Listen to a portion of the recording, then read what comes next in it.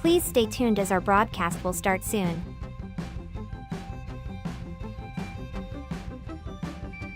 Please remember to like, comment, and subscribe on our YouTube channel now. At Blind Community Thrift Store on YouTube, and more info about this radio reading service, Navalins, and the Blind Community Thrift Store at www.blindcommunitythriftstore.com. The Blind Community Thrift Store radio reading service will begin shortly. We will be reading local news from around the Southwest Missouri area, Monday through Friday, 10 a.m. to 12 p.m. on YouTube, KSMU, and on the Audio Reader Network at Kansas University. For more information, please visit us at www.blindcommunitythriftstore.com. Please stay tuned as our broadcast will start soon.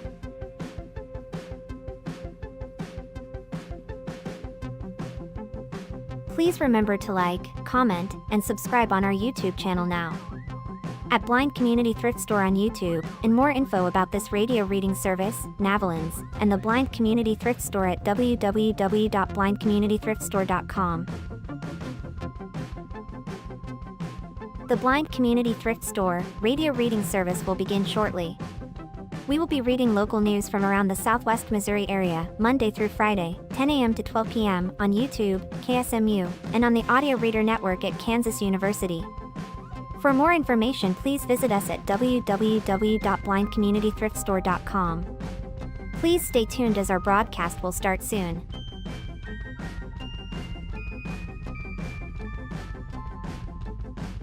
Please remember to like, comment, and subscribe on our YouTube channel now.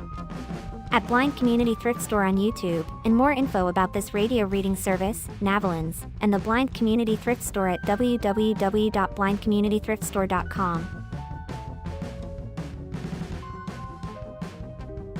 The Blind Community Thrift Store radio reading service will begin shortly. We will be reading local news from around the Southwest Missouri area, Monday through Friday, 10 a.m. to 12 p.m. on YouTube, KSMU, and on the Audio Reader Network at Kansas University. For more information, please visit us at www.blindcommunitythriftstore.com. Please stay tuned as our broadcast will start soon.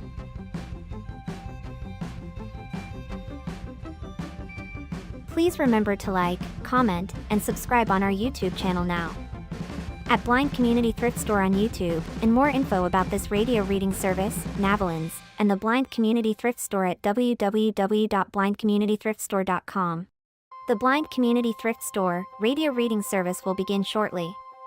We will be reading local news from around the Southwest Missouri area, Monday through Friday, 10 a.m. to 12 p.m. on YouTube, KSMU, and on the Audio Reader Network at Kansas University. For more information, please visit us at www.blindcommunitythriftstore.com. Please stay tuned as our broadcast will start soon. And a good morning.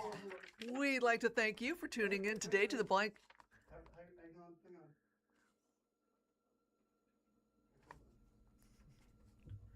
Okay, go.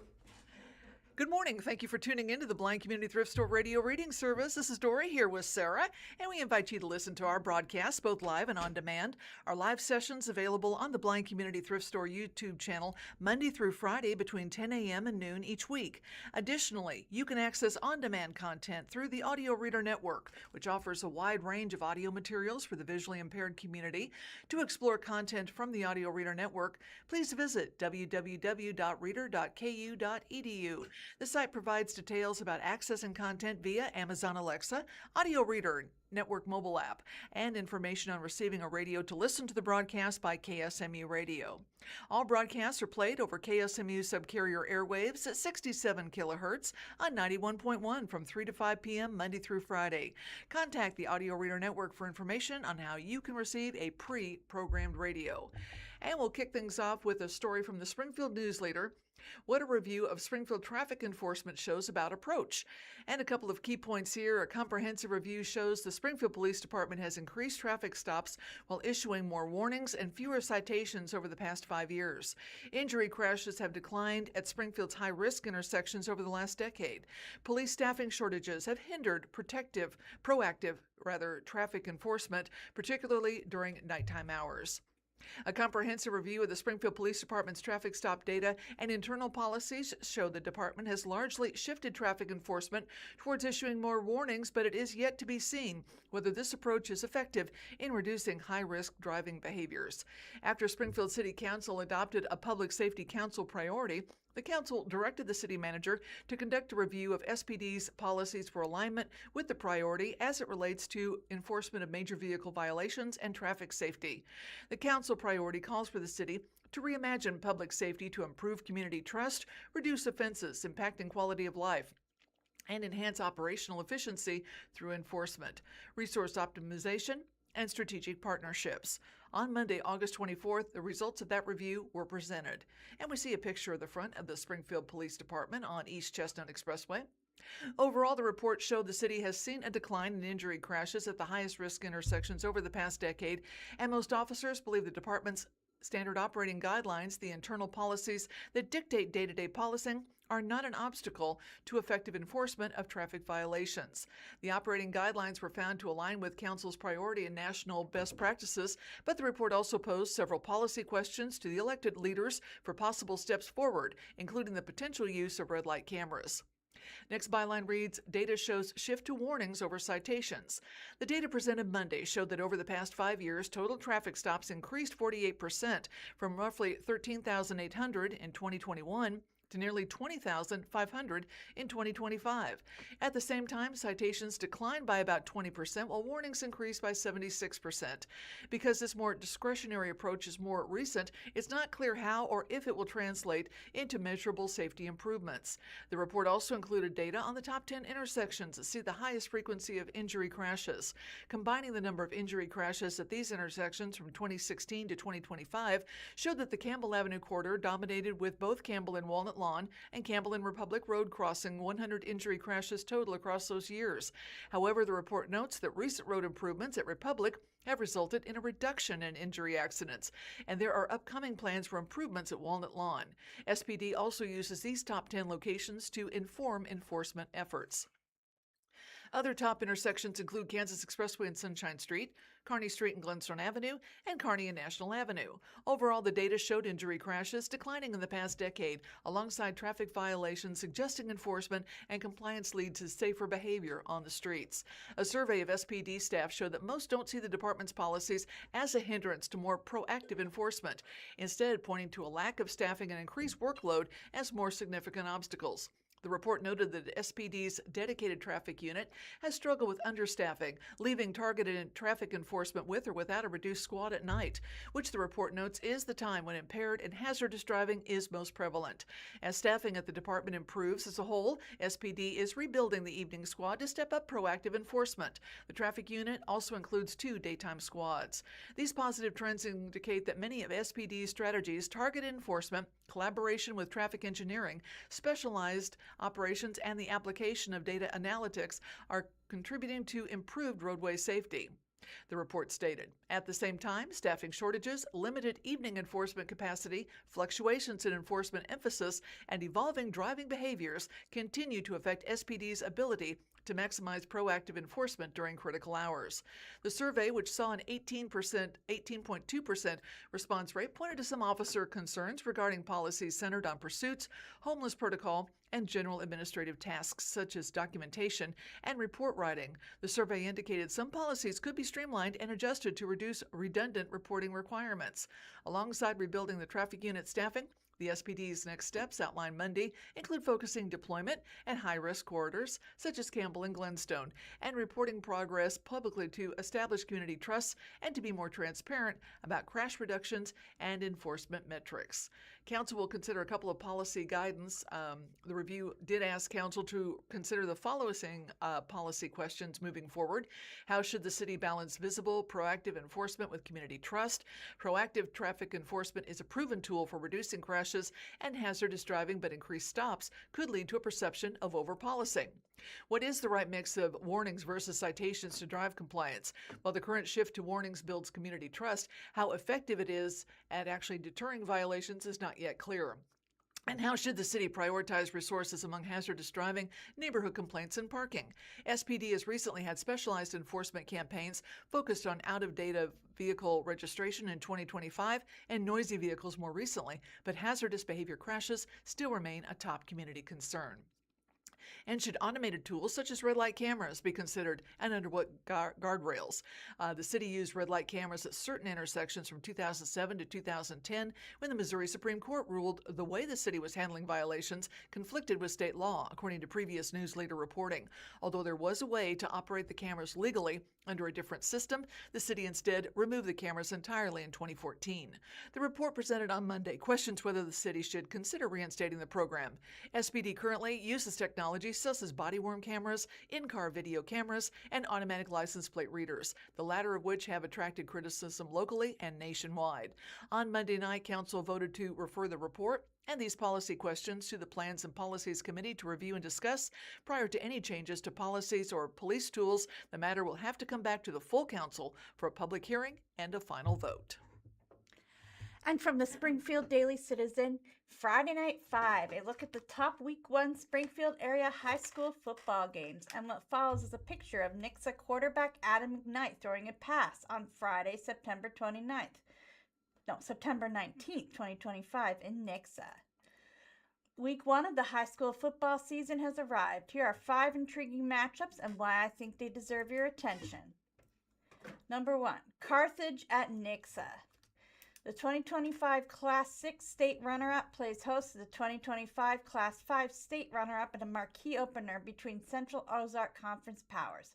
What's at stake? A 28-game COC winning streak for the Eagles of Christian County. Nixa lost most of its offensive production and the bulk of its dominating offensive line, but returns Missouri State-bound quarterback Adam McKnight and a cast of 2025 role players who've been waiting their turn. Defensively, the Eagles might be improved from a year ago, returning several all-conference district figures, including the highly productive linebacker duo of Weston Weldon and Reed Wilson, who combined for nearly 300 tackles a season ago. Carthage returns several all-conference offensive and defensive figures. All-state running back Landon West, 1,889 rushing yards and 24 touchdowns in 2025, will be working behind an offensive line that returns 3 starters. Nixa won its 4 previous meetings against Carthage, 38-22, 34-14, 34-28, and 22-21. Expect a white-knuckle affair on Gray Turf Friday. Next one is Republic at Lebanon, and what follows is a picture of Republic's Kieran Govan going for a diving for extra yardage on Friday, November 14th, 2025 in Carthage. 2 of Southwest Missouri's better Class 5 programs have offenses that run more than a toddler's nose on a chilly day. This COC tilt likely won't last long, no matter what the outcome. Both Republic and Lebanon lost sizable senior classes to graduation, but the Tigers still return a few proven figures, including Mizzou-bound safety and wide receiver Kieran Govan. The Yellow Jackets return even fewer starters, but have a Mizzou-bound talent of their own as a pitcher in quarterback Beckett York as an all-COC selection last season. Each team reached their respective district's title game last season. Both win-heavy head coaches Ryan Cornelson, Republic, Will Christian, Lebanon, get the most out of their talent every year, but right now the Tigers appear to have the better athletes. Next up is Webb City at Glendale, and what follows is a picture of the Glendale Falcons celebrating after a pick 6 by the defense on Friday, October 31st, 2025 in Springfield. Glendale, which currently has the most talent of the 5 Springfield Public Schools football programs, returns a cachet of explosive skills players from a 6'5 team. As third-year head coach Frank Tristan works to keep the Falcons on an upward trajectory, Webb City looks to return to its former glory. The Cardinals have won a combined 13 games the past 2 seasons, quite short of their lofty standard, 16 state championships. But Webb City is still a very tough out, and the Falcons will be tasked with matching up a program that's annually among the physically strongest and most disciplined in the region. See Cardinals All-State senior offensive lineman Loudon Bollinger, one of the top shot put throwers in the country and a state medalist wrestler. Whoever's in Webb City's secondary will have to deal with perhaps the top receiving tandem in Class 5 Division I recruits Joel Rover and Trevor Heeman, who combined for 2,237 receiving yards a season ago. Webb City and Glendale have not faced each other in recent decades, at least not since 2004, based on online records. That alone makes this game interesting. Next up, Fairgrove at Mountain Grove. And what follows is a picture of Wyatt Hallam and the Fairgrove football team's 28-14 home win over rival Buffalo on September 12, 2025. After a state title game appearance in 2024 and a trip to the semifinals in 2023, the Eagles fell back to earth last fall with a 5-5 mark after losing a star-studded class of 2025. Still, Fairgrove had the physical talent of an 8-win team in 2025 with a parity-drenched Mid-Lakes Conference, but injuries and uncharacteristic hiccups proved costly. Quarterback and Missouri State-bound baseball player Gavin Thompson, two-way standout lineman Aaron Doherty, and defensive end tight end Colton Kidworth have earned all-state honors during their careers. They're back, along with Wyatt Hallam, injured in 2025, and linebacker Gage Hill, a pair of all-league talents. New Fairgrove head coach Joshua Evans and his experienced group will debut against a Mountain Grove team that reached the Class 3 quarterfinals a season ago. The Panthers returned the backfield tandem of Wood Curtis and Eli Golden, who combined for almost 2,500 rushing yards last year. The Eagles won 29-28 last year in Fairgrove, and I expect a similar finish on Friday in Wright County. And next up, Clever at Marionville. 8 years after the inception of Clever's football program, the Blue Jays broke through in 2025 with a 9-2 mark and a win shy of a Mid-Lakes Conference title. Several all-conference players returned for Clever, including two Speedy Way talent Trenton Allen, as the Blue Jays look to continue their Class 2 ascent. They'll get a nice road test against Class 1 Power in Marionville, a program that's a combined 69-6 since 2020. The Comets will be adjusting after the loss of two of the better players in program history, All-State two-way talents Cash Pomeroy, now a fullback at Missouri State, and Briar Green to graduation. This has the markings of a fun small school bout. Other Green Christian County teams in action: Joplin at Kickapoo, Willard at Waynesville, Neosho at Ozark, Reed Spring at Parkview, California at Logan Rogersville, Lighthouse Christian at Springfield Catholic, Carl Junction at Stratford, Willow Springs at Ash Grove, and Hillcrest is Idle. And in more sports news, Cardinals no more. This is from the Springfield Daily Citizen. Springfield Cardinals to change their name in 2027. The next byline reads, AA team will remain part of St. Louis Cardinals farm system, but will have a different mascot. And we see a picture from a game where the Springfield Cardinals catcher Leonardo Bernard was greeting teammates after scoring a first run in a game. This was taken in April of 2025. Well, get your Springfield Cardinals merchandise while you can, because the AA franchise of the St. Louis Cardinals is changing branding for 2027.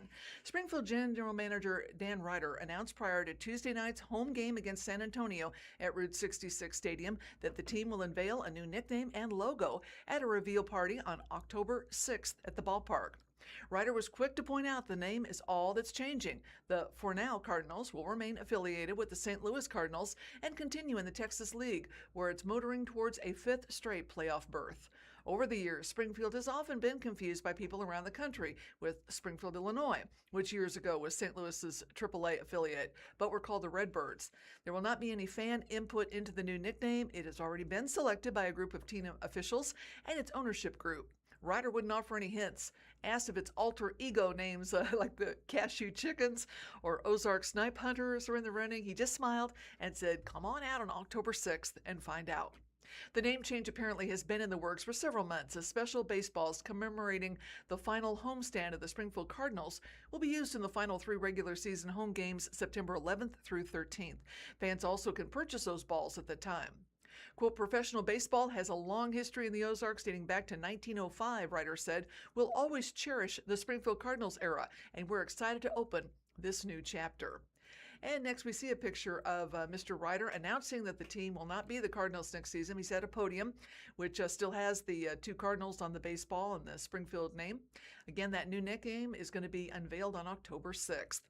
Ryder has worked in the front office climbing to the boss since the franchise came to Springfield in 2005.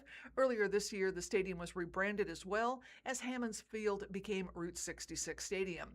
We'll remain a St. Louis affiliate for years to come and will continue to play right here in Springfield, Ryder said. This rebrand is about becoming uniquely us and representing Southwest Missouri with pride and joy. Timing and more information about the October 6th event will be made public in the coming weeks. Over the final two regular season homestands this week against San Antonio through August 28th and September 8th through the 13th against Arkansas, and potentially the Texas League playoffs, the team will continue to play as the St. Louis Cardinals. The Cardinals plan to honor some memories of over 7 million fans who have attended games over the past 22 years through special in-game programming, fan opportunities, and commemorative giveaways. Starting on Tuesday, Red Access members are invited to add their names to a large signing wall that will become a permanent fixture of Route 66 Stadium. All fans are welcome to participate starting August 27th. And Ryder asked fans at the news conference, which was held on the field and played over the sound system, to reserve quick judgment on the decision to change nicknames. We want to honor our roots and offer fans an opportunity to celebrate the end of this chapter with us, Ryder said. At the same time, we're incredibly excited about what comes next and the opportunity to build something that feels distinctly unique to our community. The team will feature special giveaways, including the Springfield Cardinals era during the final two regular season homestands, each giveaway featuring a unique logo commemorating 2005 through the 2026 era. On Saturday, August 29th, Springfield Cardinals commemorative red cap, there'll be 2,000 giveaway. Friday, September 11th, Springfield Cardinals commemorative coin. September 12th, which is a Saturday, Great Southern Bank Springfield Cardinals commemorative customizable jersey, and Sunday, September 13th, Springfield Cardinals commemorative ticket. During the final three regular season home games, Friday, September 11th through Sunday, September 13th, each game will be played with special commemorative baseballs stamped with a final homestand logo. New balls with that logo will be available for purchase at Route 66 Stadium. From the Springfield Daily Citizen, Answer Man, will there be no locally owned banks in downtown Springfield come October? And what follows is a picture of the Great Southern Bank location at South Avenue and Walnut Street in Springfield. It's the Steve Pokin column. Answer Man. With the Great Southern Bank closing the downtown branch, will there be no locally owned bank in downtown Springfield for the first time in its history? I know Systematic Savings Bank had been downtown since pretty early, but now it has become Arlo Bank, and it's on the south side. There's a U.S. Bank, and definitely not local. A Phelps Bank, which is regional. I've always tried to bank downtown, but I believe there is no one left. Jeff Houghton of Springfield. Once the Great Southern Bank location at 331 South Avenue, south of Walnut, closes October 1st, there will not be a locally owned bank in downtown Springfield. Great Southern Bank has its headquarters at 218 South Glenstone Avenue in Springfield. But I don't believe it will be the first time in Springfield's history that this has happened. And what follows is a picture of the Systematic Savings Bank at 318 South Avenue, had been in Springfield since 1923. It was sold in 2024 and is now closed. Springfield first became a town in 1838, and here's what I've gleaned from a book called Past and Present of Greene County, Missouri by Jonathan Fairbanks and Clyde Edwin Tuck. It was published in about 1914.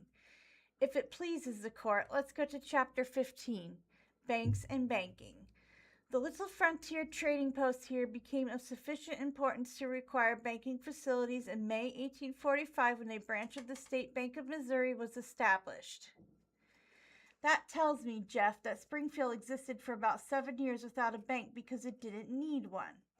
This bank continued in business 17 years, the Civil War demoralizing its business in 1862, when to prevent the funds being captured by the Confederate Army, the money was in vaults, was taken overland to St. Louis, and there deposited. At least that is the general understanding. They continued in business until they reorganized this bank into the Greene County Bank. Then they applied for a national charter and in 1867 began doing business as the Greene County National Bank, the first national bank in this city or this part of the state. I'll admit I don't know how many downtown Springfield banks there were during the Great Depression, 1929 and 1936, when 9,000 banks across the nation closed, according to the Social Security Administration. It's possible that downtown Springfield was without a bank during this difficult time as well. And what follows is a picture of the Systematic Savings Bank at 318 South Avenue. Had been in Springfield since 1923. It was sold in 2024 and is now closed. And byline reads, one downtown bank is closed. The one across the street is about to close. Systematic Savings Bank goes back to 1923.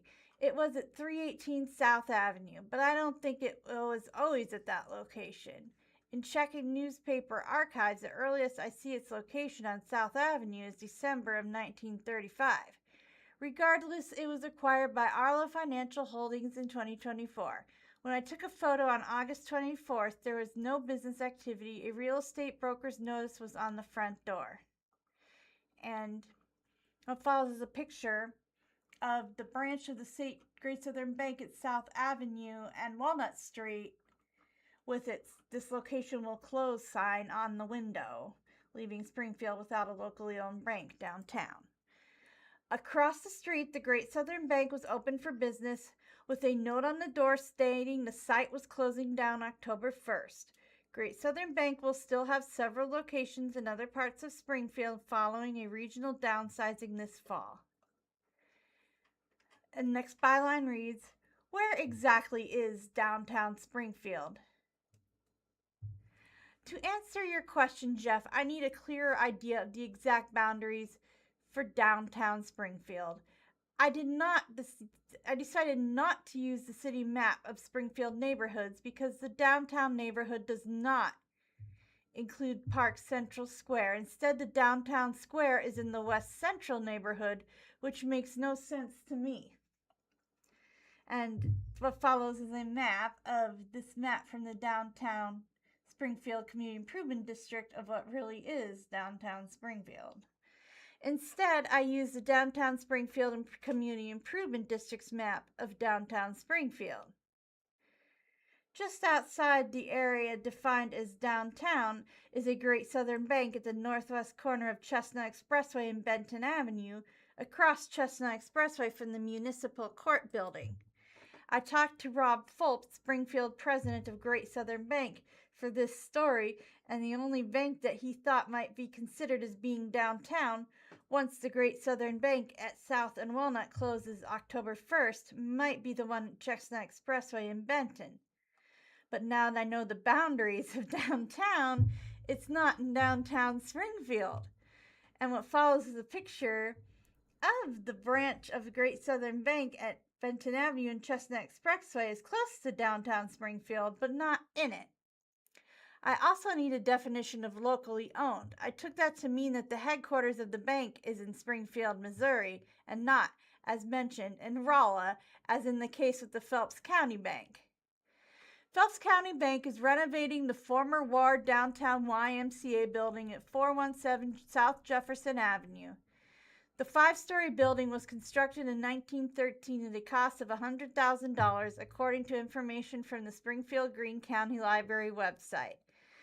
Phelps County Bank opened an interim location at 334 East Walnut Street in July 2024. It's at Jefferson and Walnut near the former YMCA building. It will close when the bank opens in the former YMCA building.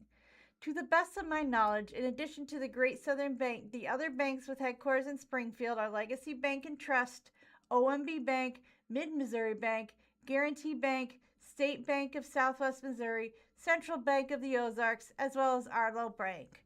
None has a downtown Springfield location. This is an Answer Man column number 184. From the Springfield Daily Citizen, this is also written by Steve Pokin, an update on a situation that happened on Tuesday. 2 shot and wounded in domestic violence incident. A 66-year-old man then apparently took his own life. And we see a picture of a Greene County Sheriff's patrol car. Kendall Stewart, 66 of Springfield, shot and wounded 2 people Tuesday morning, August 25th, and then apparently shot and killed himself at the Lakewood Estates Mobile Home Park in northwest Springfield, according to the Greene County Sheriff's Office. Interim Sheriff Jason Johnson called the incident an act of domestic violence. The mobile home park is in the 2700 block of North Farm Road 137 between Kearney Street and Interstate 44. Upon arrival, deputies located 2 victims with gunshot wounds, both transported to a local hospital with non-life-threatening injuries, according to a news release. The suspect was found dead at the scene with an apparent self-inflicted gunshot wound. Quote, while this was a tragic incident, I'm thankful the victims are expected to recover, Johnson said in a press release.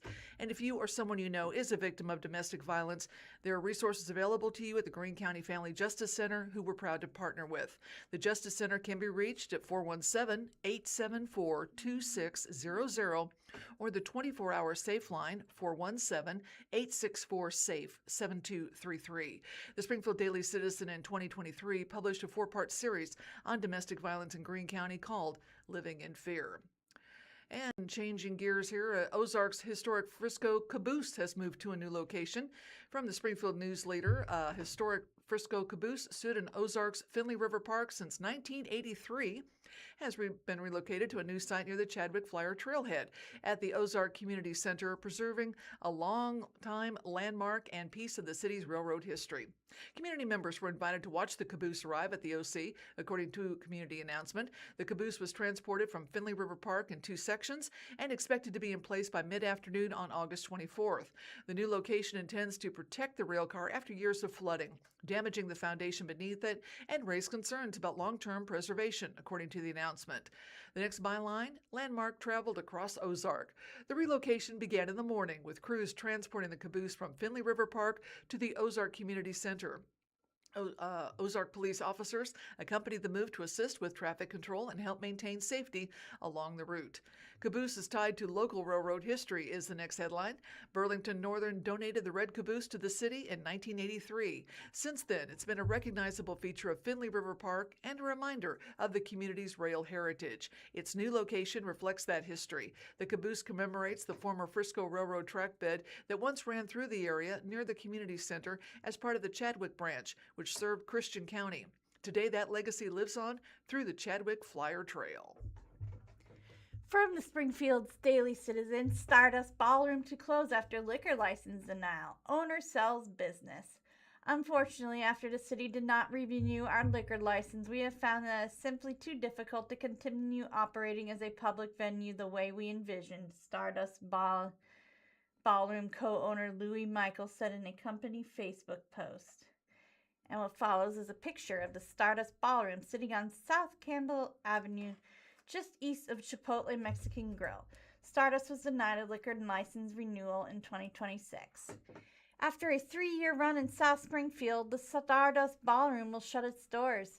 In late August, minority owner Louis Michael announced on Facebook that he and majority owner Mark Burgess, who also owns Oz Air and the Ozarks Lunkers, have sold the Stardust to new owners with a new concept in mind, Michael said in the post. The business is slated to close at the end of the week. In the post, minority owner said the business has struggled to make ends meet since his liquor license was denied a renewal earlier this year. Majority owner Burgess told the Daily Citizen in March that the liquor license non-renewal threatened the viability of the Stardust. In the Facebook post, Michael said the Stardust was never about making a lot of money. We hoped we could at least break even, but what we really wanted was to provide a safe, happy, and special place for people who wanted somewhere to go. A place to dance, listen to great music, enjoy a drink, dress up a little, and leave their cares behind, Michael said in the post. Unfortunately, after the city did not renew our liquor license, we have found that it is simply too difficult to continue operating as a public venue in the way we envisioned. The Stardust Ballroom, located in a shopping center off South Campbell Avenue near Walnut Lawn Street, opened in 2024. The business aimed to be the source of live entertainment for seniors, with big bands and a Sinatra-like atmosphere. In the lengthy statement, Michael rehashed that Stardust had a provisional liquor license and the city law stipulated that the business had to sell a certain amount of food in a year. and the Stardust fell far short of the $50,000 threshold this past year. We were given more than a year to meet that requirement, but we simply weren't able to reach that number, Michael said in the Facebook post. We could have tried to get creative with the numbers, but that isn't who we are. We wanted to operate honestly and do business the right way. The company has been sold to new owners, Michael said. After a lot of thought and a lot of emotion, we have sold the business, the co-owner said in the post. We are excited for the new owners and their concept. They will have an opportunity to open under a new concept and pursue a new liquor license, and we certainly pray that it works wonderfully for them. The post did not divulge the identities of the new owners nor the concept planned. Burgess did not immediately respond to a request for comment on August 25th. The Stardust Ballroom was housed inside Sheets Plaza at 305 West Walnut Lawn Street. The 70,000 square foot shopping center was owned by McLeod Sheed Properties LLC and was appraised at $4.5 million, according to Greene County Assessor records. The dance and entertainment venue will have a swan song with a planned event on August 26th, Michael said in the post. There is one final social at what is still the Stardust Ballroom, the co-owner said. Stay tuned for the full invitation, but we hope you will come out, see us one more time, say goodbye, share some memories, and sign our big Stardust backdrop. Before thanking patrons for 3 years of service, Michael reminisced on what the Stardust meant to him. I don't know exactly what everyone will remember about the Stardust. Maybe it'll be the music, maybe the dancing, maybe the cocktails, maybe a special night with somebody you love, maybe the friendships. For me, I will remember the people who walked through those doors and helped turn an idea into something real. And from the Springfield News Leader, this is from the opinion page. Dolly Parton showed mankind love without politics. This was written by Byron McCauley. And a couple of key points. Country music icon Dolly Parton's nephew announced her death on social media Tuesday, August 25th. Parton was a celebrated singer, movie star, entrepreneur, and philanthropist known for her cross-cultural appeal. Her philanthropic efforts included the Imagination Library Literacy Program and a $1 million donation for COVID-19 vaccine research. Parton was widely respected for her ability to unite people across political and social divides. I was not ready to learn we'd lost Dolly Parton. I loved what Parton, a country music icon, seemed to represent as a regular gal from East Tennessee. The Parton in my mind would probably call you sugar, ask you about your mama, offer you some tea cakes, and unbeknownst to anyone, discreetly but terrifyingly resolve the issue with Jolene for flirting with her man. All that before brunch with poise, a face full of makeup, and not a strand of hair out of place. Parton asked her nephew, Brian Seaver, to make a video to deliver the news to the world upon her death, which he did on social media at approximately 2 p.m. Eastern Time, Tuesday, August 25th. I came to, quote, know Dolly, if I may, first through the console stereo in our living room, KWKH AM radio, Jolene, then on TV, then in my conscience. There she was on TV, often singing with Porter Wagoner, the immaculately coiffed country superstar whose flamboyancy yielded such sartorial expressions of rhinestone-studded western suits and red cowboy boots. Even early on, Dolly's star power was undeniable. Among her first appearances with Wagner, she was dimpled in understated makeup, an overstated blonde bouffant wig, and, how to say this delicately, emergingly full-bosomed, which would become a trademark of sorts. Wagner was ordinary next to her. And what follows is a picture from Dollywood of a statue of her and some mourners. Dolly became country music royalty, then a bona fide movie star, Steel Magnolias, 9 to 5, The Best Little Whorehouse in Texas, then an entrepreneur, humanitarian, cultural icon. She never took herself too seriously. She didn't think she was pretty, so she embraced kitschy glamour based on the beauty of a, quote, painted-up woman in her hometown. She became the Dolly we all saw and in many ways understood. She was all of us. We got to know her humble backstory along the way. She came out of East Tennessee, one of 12 children, deeply shaped by family, church, poverty, and Appalachian culture. She created opportunities for her family and others. She was married to Carl Dean, who died March 3rd, 2025, for nearly 59 years. Well, how did a woman so deeply rooted in one of America become so beloved by every America? She did not require people to agree with her before she showed them affection and respect. She could remain authentically Dolly, Christian faith, country music, rhinestones and all, while welcoming people of any race or sexual orientation, liberal or conservative, rural or urban, rich or poor. Her musical career itself crossed boundaries that once divided America, culturally and on the airwaves. Beyoncé covered Dolly's 1973 hit Jolene on her 2024 album Country Carter.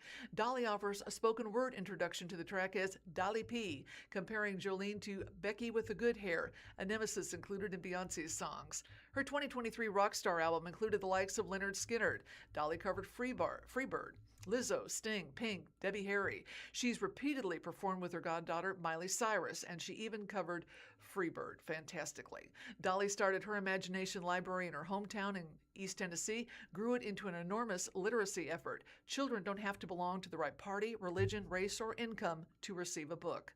During the pandemic, she donated $1 million to Vanderbilt University Medical Center research that helps support development of the Moderna vaccine, while resisting efforts to turn herself into a political symbol. In fact, I can't recall Dolly endorsing a president or being active in any political party, though her upbringing in Tennessee would suggest conservatism. After the 2016 Great Smoky Mountain wildfire, her My People Fund provided direct assistance to families who'd lost their homes. That's Dolly's politics. Do something to help somebody. I've spent much of this year traveling through small-town Michigan, and I've discovered something our national politics frequently obscures. People who vote differently still must live together. Modern politics rewards politicians and influencers for identifying who's on our side and who's on their side. I hear outrage is a powerful fundraiser these days. Dolly built something different. She built trust, and she did it without becoming milquetoast or losing her authenticity. Maybe Dolly's greatest achievement is that she crossed America's political divide. Maybe it was that she refused to acknowledge that loving people required choosing sides. She knew who she was. She knew where she came from, and somehow she kept making room for everybody else. From the Springfield Daily Citizen, student behavior was an issue for SPS. Stats say it's getting better under new revamped system. While statistics for 2025-26 won't be released until later this year, previous year's numbers reported by the state show that district's PBIS framework is making an impact. And what follows is a picture of one of the classrooms at Parkview High School, where students can take some time away to refocus and move forward with a positive attitude with their remainder of the day. Near the end of a June 9th school board meeting, Springfield Public Schools board member Susan Province asked a question related to behavior across the district. What have you seen on TV? What have you read in the newspapers? Earlier in that meeting, board members heard a more than hour-long presentation about the state of academic process at the end of the 2025-26 school year. Featuring 14 different educators from across the district, the news and progress was so favorable that the board president, Judy Bruner, a former teacher and principal, paused the meeting to shake their hands. A key part of that academic report, presented by Deputy Superintendent of Academics Nicole Holt, was buy-in for SPS's new behavior management system, Positive Behavioral Interventions and Supports, PBIS. Implemented in the 2023-24 school year, Holt reported that an independent third-party review showed that more schools are implementing the framework. That framework is partially credited for a wide variety of successes, including better attendance and academic performance. Evidently, our discipline is working because it's not in the news, Province said. Incident tracking backs up her statement.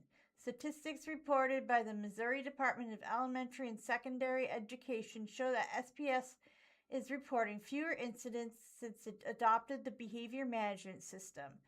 Those discipline changes are now becoming a part of a back-to-school routine for SPS students and parents. Students return to class on Tuesday, August 25th, which means the behavior system is in its fourth year. Students are to bring home student handbooks that list out behavior expectations, possible punishments depending on grade level, and a flowchart for how disruptive incidences are managed. In addition to the updated handbook, the district has released a series of videos emphasizing key portions, including cell phone use, bullying, drug use, and bus behavior. It has also has also released a separate handbook about its new AI policy. Next byline reads, 3 years of building a behavior framework. 3 years ago, Springfield Public Schools rolled out a transformative system for monitoring classroom behavior. In response to rising concerns and increased incidents tracked after students spent months learning at home during the pandemic, the system was part of a 15-step promise from Superintendent Granita Lathan. The first year of the system was met with resistance from inside and outside schools. The Springfield National Education Association Teachers Union staged a December protest calling for the school board to protect teachers. Behavior became a key election issue in a school board race where 7 candidates ran for 3 open seats. And what follows is the Springfield National Education Association Teachers Union organizing a protest in front of the Springfield Public Schools headquarters on December 19, 2023 to raise awareness of teacher conditions when disciplining students. Former member Steve Makowski, unconvinced with the system in his first year, brought a paddle to a board meeting, suggesting a return to corporal punishment. Makowski's paddle turned out to be unneeded. DESE statistics show that the number of incidents in the system's first year dropped from 784 to 694. The second year of the system showed another drop to 526. The success of the behavior system is a story that SPS officials want to tell. During a meeting of the North Springfield Betterment Association held on July 9th at Williams Elementary, Superintendent Lathan presented some highlights related to schools on the north side of town. Boyd saw incidents decrease by 135 and received recognitions for its PBIS teacher leader team. Bowerman reduced building discipline by 23%. Weaver decreased incidents by 1.94%. But the statistics presented by Lathan had no context between years.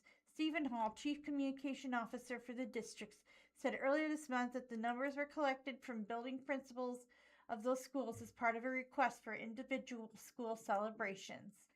Neither SPS nor DESE has yet released the number of incidences for the most recent completed school year.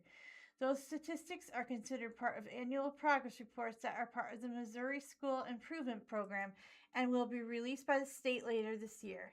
And what follows is a chart of the behavior statistics since 2021, 2022, and has various statistics for incidents with like suspensions, alcohol, drugs, violence from the past few years. And next byline reads, behind PBIS, the district's behavior framework. The district behavior system is an immersive school-wide approach. It revolves around 3 tiers. While the second and third tiers deal with behavior management in smaller groups of students, the first tier sets expectations for the entire school within classrooms, hallways, cafeterias, and more. It's no small investment. The district in the 2026-27 school year will spend $4.8 million to support PBIS through maintaining focus rooms, hiring additional assistant principals, and providing more district-wide training. Holt, in a June interview with the Daily Citizen, said that the system is not intended to prevent all instances of misbehavior. Rather, it sets up standards that make handling disruptions easier. We still have students in our buildings who are experiencing issues with their behavior when they are in classroom settings, Holt said. Well, I think our system has done a really good job of saying this is what we expect, holding to those expectations, and working in partnership whenever things are not going in the way that we hope they would. Those partnerships could be between a teacher and principal equipping students with behavioral skills, or those educators working with families to stress desired behaviors. The system has been a dramatic change for teachers with initial frustrations about what incidents gets referred and what went unpunished. The flowchart in the student handbook appears to have eased a lot of these concerns, educators say.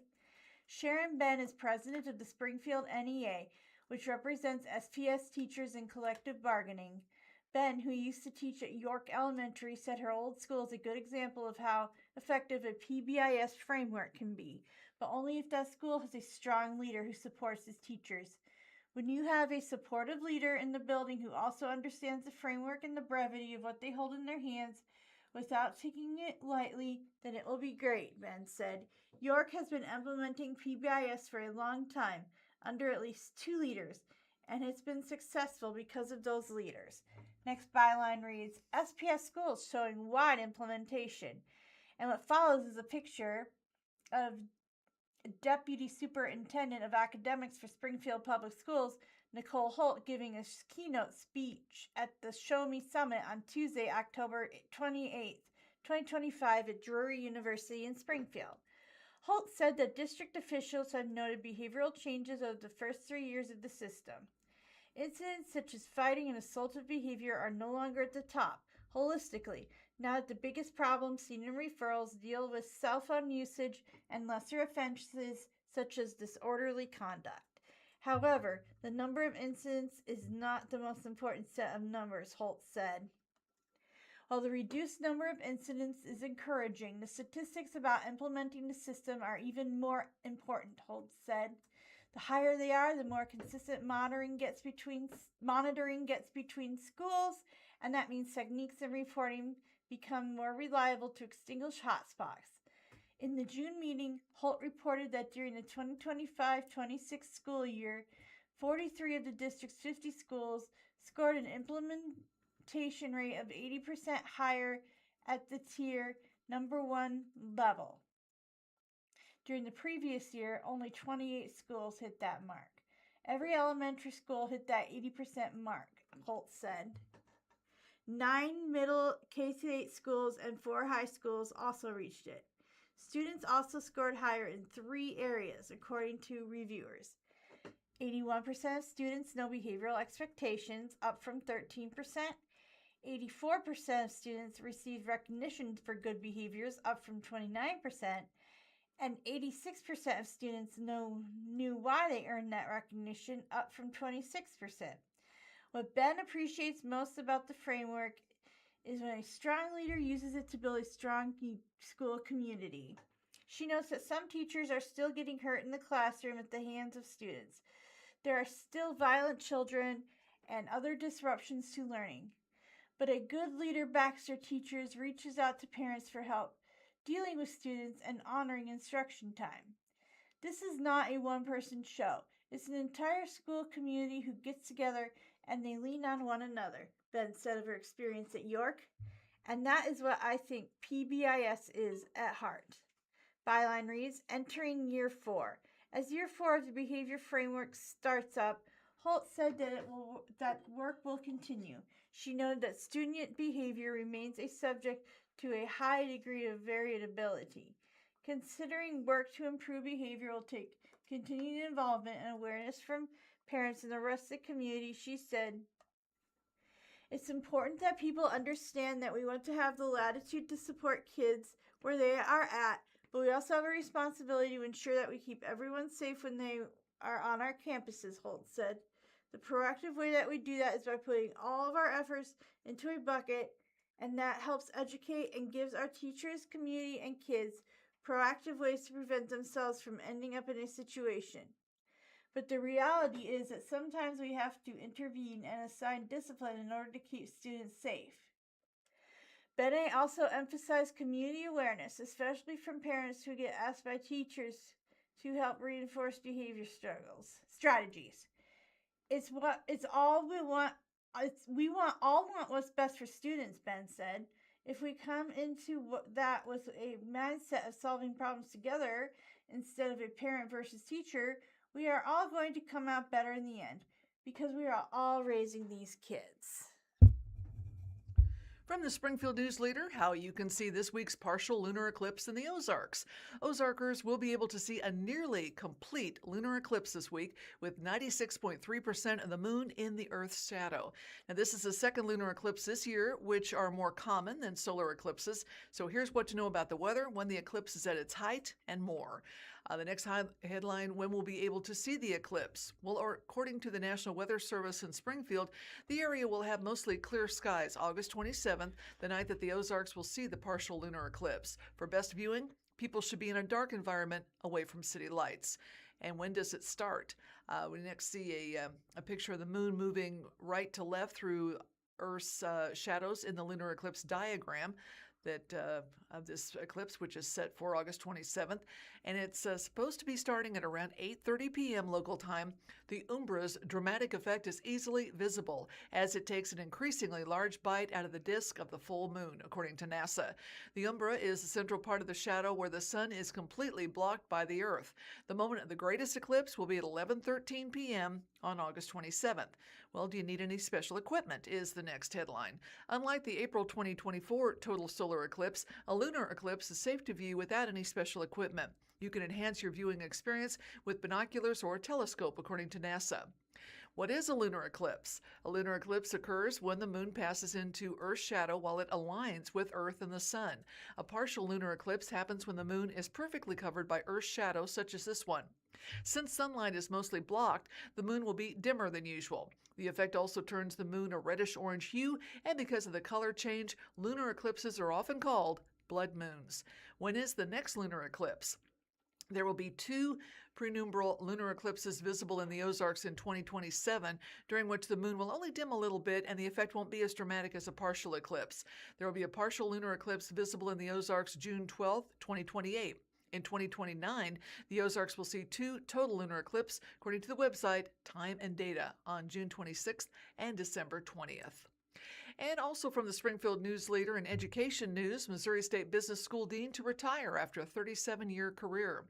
Missouri State University's College of Business will begin a leadership transition after Dean David Meinert announced plans to retire December 31st, concluding nearly 37 years of service at the university. The retirement was announced by the university, according to a community announcement. Meinert has led the College of Business since 2019 after serving in several academic and administrative roles across the institution.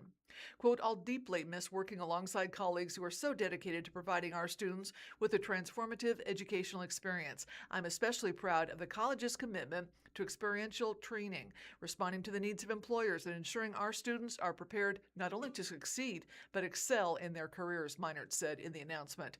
After investing nearly 4 decades in the college, I look forward to following its progress and celebrating its continued success for many years to come. And what follows is a picture of the dean. He's holding up a sign that says, "I'm a bear," and he's in a suit and tie and a smile on his face. Meinert joined Missouri State's faculty in 1990 as an assistant professor of computer information systems. During his academic career, he taught a variety of CIS courses and authored more than 40 scientific articles, papers, and technical reports.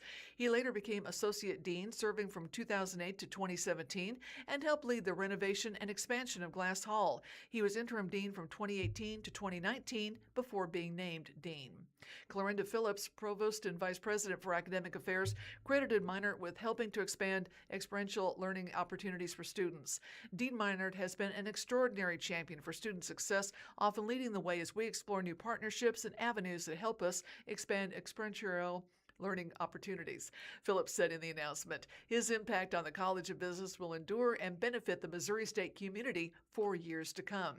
Well, there's been growth during Meinert's tenure, is the next headline. According to the announcement, several major initiatives were completed or advanced during his time as dean. The college added 7 experiential learning spaces in Glass Hall: Design Lab by Grooms, Fashion Design, Merchandising and Branding Studio, IT Infrastructure and Cybersecurity Lab, Judy and Mike Breeding Accounting Analytics Lab, Linda Bailey Interior Design Studio, McDonald Entrepreneurship Lab, and Security Operations Center Cybersecurity Lab. University officials have also reported an 84% increase in private donor-funded scholarship support, surpassing $500,000 for the 2026-27 academic year. The college also secured naming gifts for capital projects and several 7-figure donations, according to the announcement. Other projects advanced during Meinert's leadership include Kemper Hall renovation and addition and the Construction Education Success Center. The college also increased support for faculty research as Missouri State pursues Carnegie R2 classification, a designation for universities with high levels of research activity. A national search is planned. Missouri State officials said in the announcement that a national search is underway now to identify the next dean of the College of Business. From the Springfield Daily Citizen, Interim Sheriff Jason Johnson positioned to run unopposed for a remainder of Arnott's term. Johnson was the only candidate nominated by a party central committee by 5 p.m. August 25th, the final certification deadline for the general election. And what follows is a picture of interim Greene County Sheriff Jason Johnson talking to media after he was appointed interim sheriff on Tuesday, August 18, 2026 in Springfield.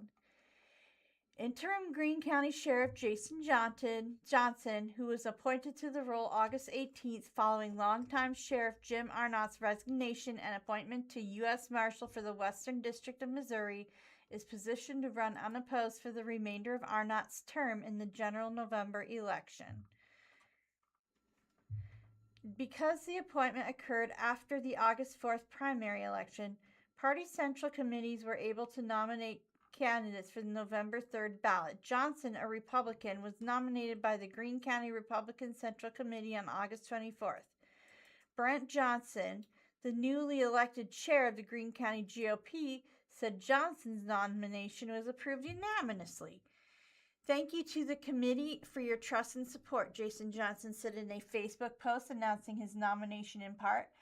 I am deeply grateful for the opportunity to serve the citizens of Greene County and am committed to protecting our communities with integrity, professionalism, and dedication. As of 5 p.m. August 25th, the final certification deadline for the general election, Greene County's Democratic and Libertarian Central Committees had not nominated candidates for sheriff. While the final certification deadline has passed, Greene County Clerk Shane Schuller said that the court could be petitioned to put a name on the ballot through September 8th if there was an issue with the committee nominating a candidate before August 25th. Ideally, it comes on Tuesday the 25th by 5, Schuller said. Rachel Howard, Executive Director for the Greene County Democratic Central Committee, said they do not expect to nominate a candidate for sheriff. It's just one of those positions that, with such a short timeline, we would want to have more time to vet somebody and go through all of that before we put somebody up for it, Howard said. Cecile Ince, chair of the Greene County Libertarian Committee, said that he has reached out to a few potential candidates, including a former employee of the Greene County Sheriff's Office, and was waiting to hear back from them. Ince declined to disclose any names. Ince is also the Libertarian candidate for Senate District 30. As of now, however, Johnson appears likely to run unopposed for the remainder of Arnott's current 4-year term, which will expire at the end of 2028, at which point he would need to run again to serve a full term. First elected in 2028, Arnott was reelected to his 5th term in 2024. Following President Donald Trump's initial appointment of Arnott earlier this year, the Greene County Commission began accepting applications for interim sheriff. Johnson, who had been with the sheriff's office in a variety of positions since 1998, was the lone applicant. Most recently, Johnson has served as the sheriff's administrative captain of operations. In appointing Johnson interim sheriff, commissioners suggested that the fact that no one else applied was a testament to the respect that he has earned from the law enforcement community. Johnson's interim role will conclude on December 31st. Even though he is likely to run unopposed, Johnson has compiled a campaign coffer sufficient to mount a campaign. In his most recent campaign finance report, filed July 15th, Johnson reported $103,040 on hand, including 5 contributions of $10,000 or more. Johnson established a campaign committee with the Missouri Ethics Commission shortly before his application for interim sheriff was submitted. And a local duo is preparing to open a new chicken restaurant in Springfield. It's about a mile east of Springfield's Chicken Strip, a collection of chain restaurants. The owners behind Kicks Chicken are preparing to serve up a local option for fans of battered and fried poultry.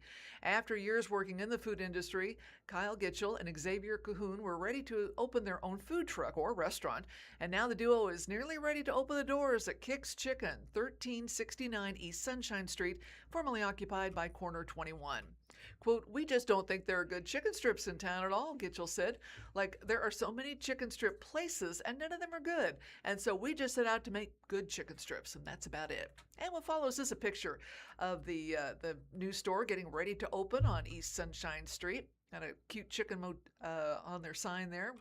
And like I say, they are getting ready to open here very soon. The restaurant will be serving up chicken strips, wings, gluten-free chicken, mac and cheese, various side dishes, including, I can hear a groan, Brussels sprouts.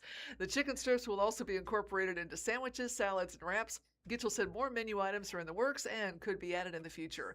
Gitchell said the plan is to prioritize takeout orders using the drive-through window for pickup with the location near Mercy Hospital. He said this will be an easy spot for medical workers, patients, and their families alike to grab a quick bite. "We just want to provide a place where people can get really good food at a reasonable price and employees can feel appreciated. Feel like they're part of a team instead of just a number," Gitchell said. Kind of our mindset is we want to serve as many people as we can in as short amount of time as possible just to really hit those lunch rushes because we know that's what the spot's really good at. The name for the chicken shop came together pretty simply. Gitchell said, combining the K from his own name with the X of Cahoon's. The two letters sounded like kicks, and thus the name was born. Both have worked in the food service industry for more than a decade. Gitchell said he has experience in serving and on people's side of the business, while Cahoon has done more back-of-the-house work. With months working on realizing their collective dream, Gitchell said it comes down to serving the community. "It's about making sure that we provide good food, good service at a reasonable price so that we can just be a good place to eat," he said. While the pair had hoped to be open already, Gitchell said they have run into some delays with receiving all the necessary permits. He said as soon as they receive approval, they will be open within a week. Updates can be found on the restaurant's Facebook page. Once open, Kicks Chicken will be open Tuesday through Saturday from 11 to 9, though hours could be adjusted based on business demand. Good luck to them. From the Springfield Daily Citizen, Reed Spring natives Caden Weist has worked his way to the front of Missouri State's defensive line. Weist brings leadership experience to a defensive front mixed with familiar figures and portal newcomers. What follows is a picture of Missouri State defensive end Caden Weist listening to a note from a coach during practice on Wednesday, August 5th, 2026 in Springfield. Caden West has been a steady rotational piece on a defensive line that helped Missouri State to a rare back-to-back winning seasons, including an appearance in the 2025 Xbox Bowl. It was on that Frisco, Texas and ESPN2 stage, the conclusion of the Bears' inaugural football bowl subdivision season, where Weist looked like a seasoned starter. DJ Wisolak, who had occupied one of the two edge spots throughout the year, had entered the transfer portal and opted not to play in the bowl game against Arkansas State. Weist, who had appeared in 22 of the Bears' previous games, would bump to number 1 on the depth chart for the first time. He took advantage of the occurrence, recording a 9-yard sack, a pass breakup, and 4 tackles, while helping set the edge in a 34-28 loss. With the departure of Wesolak, Coastal Carolina, and the graduation of Devon Townley, a fellow starter, MSU's nearly hired coaching staff liked the experience the 4-foot, 265 Reed Spring product brought to the position group. They would soon acquire their own pieces in the transfer portal, but Weist appears to have proven he belongs with the first team through spring and fall camp. He never let his previous fluctuation of playing time derail his foremost goal of being an anchor or a defensive lineman in his native Southwest Missouri. "You can't let a lack of playing time weigh you down," Weist said. "There's more to life than you're not getting in on this play and letting it affect everything you do. It's going to negatively affect your entire life. So I just keep working and never let someone being in front of me let me feel worse about how I was playing or how I was doing. Every time I got my shot, I took advantage of it. And what follows is a picture of Missouri State defensive end and Glendale graduate Kellen Lindstrom watching play develop during practices on Wednesday, August 5th, 2026 in Springfield. MSU's previous head coach and defensive coordinator Ryan Beard considered a burning Weiss red shirt in 2023, his freshman season, before he sustained a late season injury. As a redshirt freshman in 2024, Weiss was an apparent upward trajectory after coming up with 2 forced fumbles, a fumble recovery, and 2 tackles for a loss in a 31-24 win over UT Martin in week number 3, but would later miss multiple games due to injury. A big problem of mine when I first started to get into games is that I wasn't playing fast enough. I was thinking too much and my eyes were everywhere, we said. Once I was able to learn to keep everything better and calm down a little more, start playing a little quicker with technique and being more powerful, I think it paid off. Defensive ends coach Brett Kolka, who helped keep Weiss in Springfield when he briefly considered entering the transfer portal in January, has witnessed Weiss' progression. I love his leadership. I love his toughness. He plays super hard, which is awesome, Kolka said.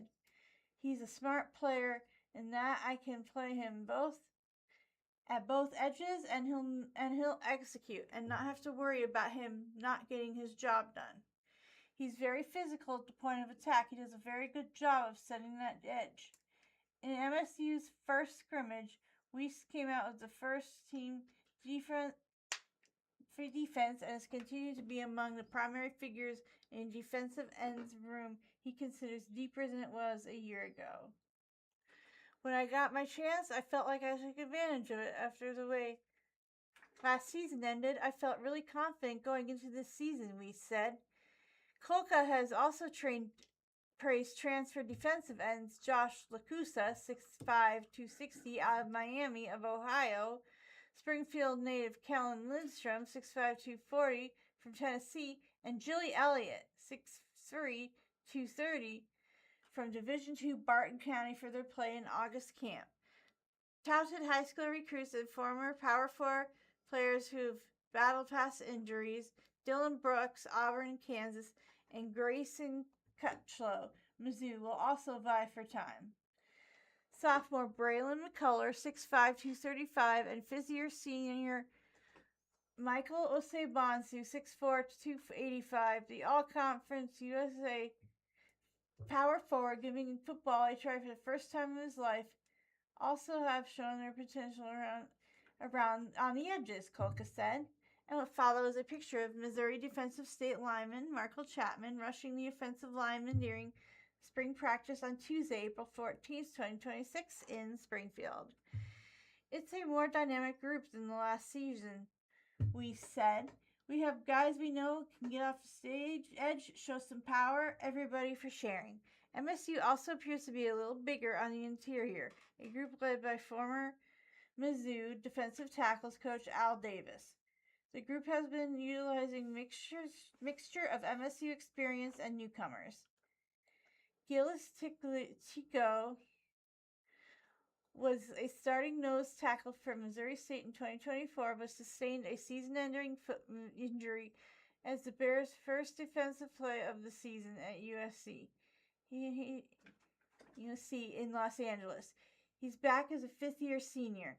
Tim Brantley, 6'1", 275, is back after starting 2 games in 2025 and being part of a primary defensive tackle rotation, registering 35 tackles and 2.5 tackles for a loss.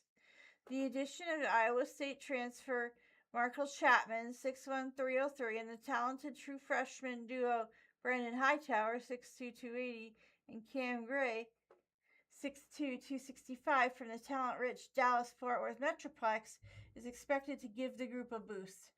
Next byline reads, "Watch Missouri State defensive line."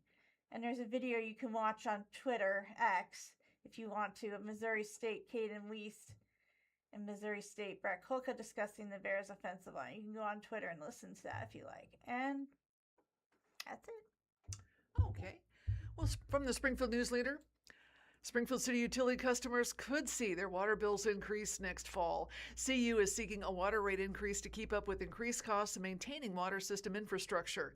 CU will be seeking approval from Springfield City Council for a water rate increase that would result in a roughly $3.25 monthly increase for the average residential customer starting in October of 2027, according to a CU news release. The full rate increase would be phased in over 3 years, with similar increases in 2028 and 2029.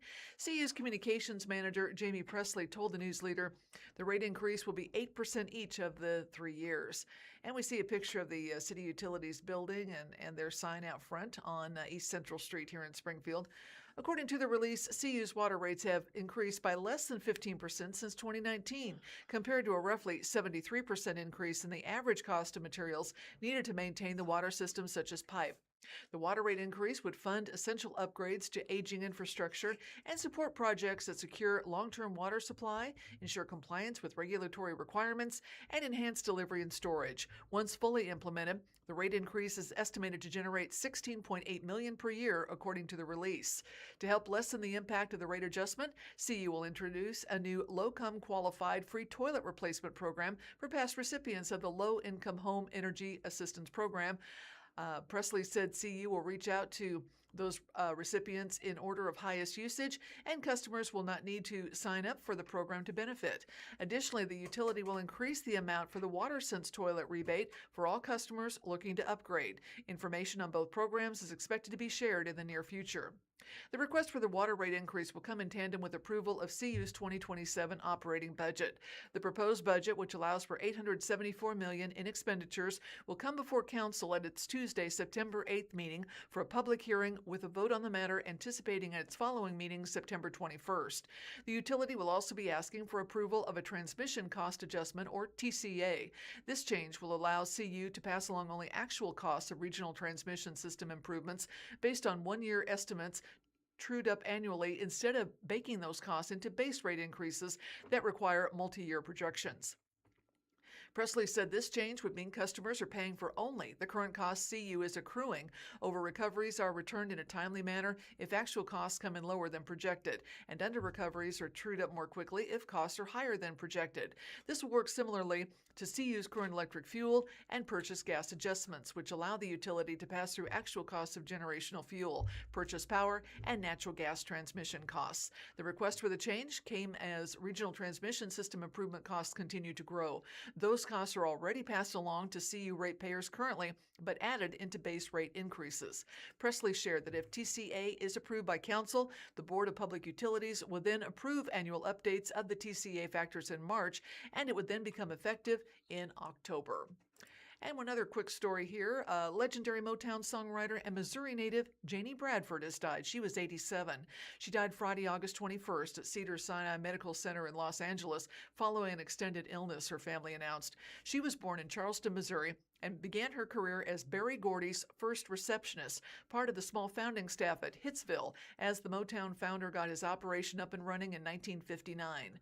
Bradford's songwriting chops became apparent to Gordy that summer when she offhandedly piped up with a line for a composition in the works. Quote, "Your love gives me such a thrill, but your love don't pay my bills." That composition turned into Barrett Strong's 1959 single, Money, That's What I Want, which became Detroit Company's first hit. And we see a picture of Ms. Bradford attending the Mary Wilson tribute at the Grammy Museum. This was taken in March of 2022. She's standing at a podium, all dressed in white. Her resume went on to include co-writes on songs by Marvin Gaye, Too Busy Thinking About My Baby, Mary Wells, Your Old Standby, Stevie Wonder, Contract on Love, and more. She'd eventually become the label's director of writer relations. Bradford was there with me from the very beginning, before there was even a Motown, and she'll always hold a very special place in my heart and in the Motown family, Gordy said in the statement. Bradford was smart, clever, witty, and fun, also talented, determined. In those early days, everybody did what was needed to be done, and Bradford was no exception. She became Motown's first receptionist, but her talents quickly took her far beyond that desk. After more than 25 years at Motown, Bradford founded the Heroes and Legends Awards, an annual event that honored music icons and presented scholarships to those pursuing higher education. She was also involved with the Motown Museum, attending exhibit openings, celebrations, galas, as well as serving as a mentor to participants in the Hitsville Next educational programs. Bradford was inducted into the Woman Songwriters Hall of Fame in June, saying in her acceptance speech, "It was a privilege to work for a label that, quote, connected with souls across the globe. Every melody crafted, I sought to capture not just notes and words, but the spirit of generations yearning for love, hope, and change," Bradford said. "I owe this honor to the artists who gave voice to the words, brightened them, bringing them to life and passion, and so to the musicians whose rhythms became the backdrop of our lives." She's survived by her husband of 55 years, a son and daughter-in-law, her daughter, a couple of grandsons, and other families and friends. From a Springfield Daily Citizen, Springfield cannabis workers secured Missouri's second union contract after 4-year wait. 4 years, an ownership change and lengthy negotiations ended with raises and new workplace protections for employees at Key Cannabis. And what follows is a picture of the Key Cannabis dispensary. It's been nearly a month since Key Cannabis dispensary employees in Springfield ratified their first collective bargaining agreement that includes wage increases, bonuses, and additional time off to workers, and employees are feeling pretty hot. Now that the contract has been ratified, we're rocking and rolling already, said Sally Powell, a retail associate at Key Cannabis dispensary. "We've already got our raises. Our personal time off is taking effect. Bonuses have been handed out and job security is in its place." Powell was among the employees who in 2022 voted 6-3 to unionize under the representation of the Union Food and Commercial Workers Local 2. The agreement is a milestone in Missouri's still young marijuana industry, where dispensaries have proliferated since recreational sales began in 2023, but organized labor has made only limited inroads. The Springfield workers are just the second group of cannabis employees in the state to secure a union contract, and their 4-year path to one offers a glimpse at how difficult it can be to turn a successful organizing vote into tangible workplace protections. This delay was partially because the previous owners, Bloom Medicinal, sold the dispensary in January of 2024 to Elevate Cannabis. Nico Pinto, chief legal officer for Elevate Cannabis, said it was a unique situation, not because the company was thrown into the middle of the unionization process as part of its acquisition and a few of the facilities from Bloom. "A lot of what we sell is not much different than what we do as an organization," Pinto said, "but I respect the right of everybody to want to be represented by a union if they so choose. I'm so happy we could come to make an amicable agreement. While the company has a merit increase in system in wages," Pinto said this store's employees were on a hitting freeze during the lengthy collective bargaining process.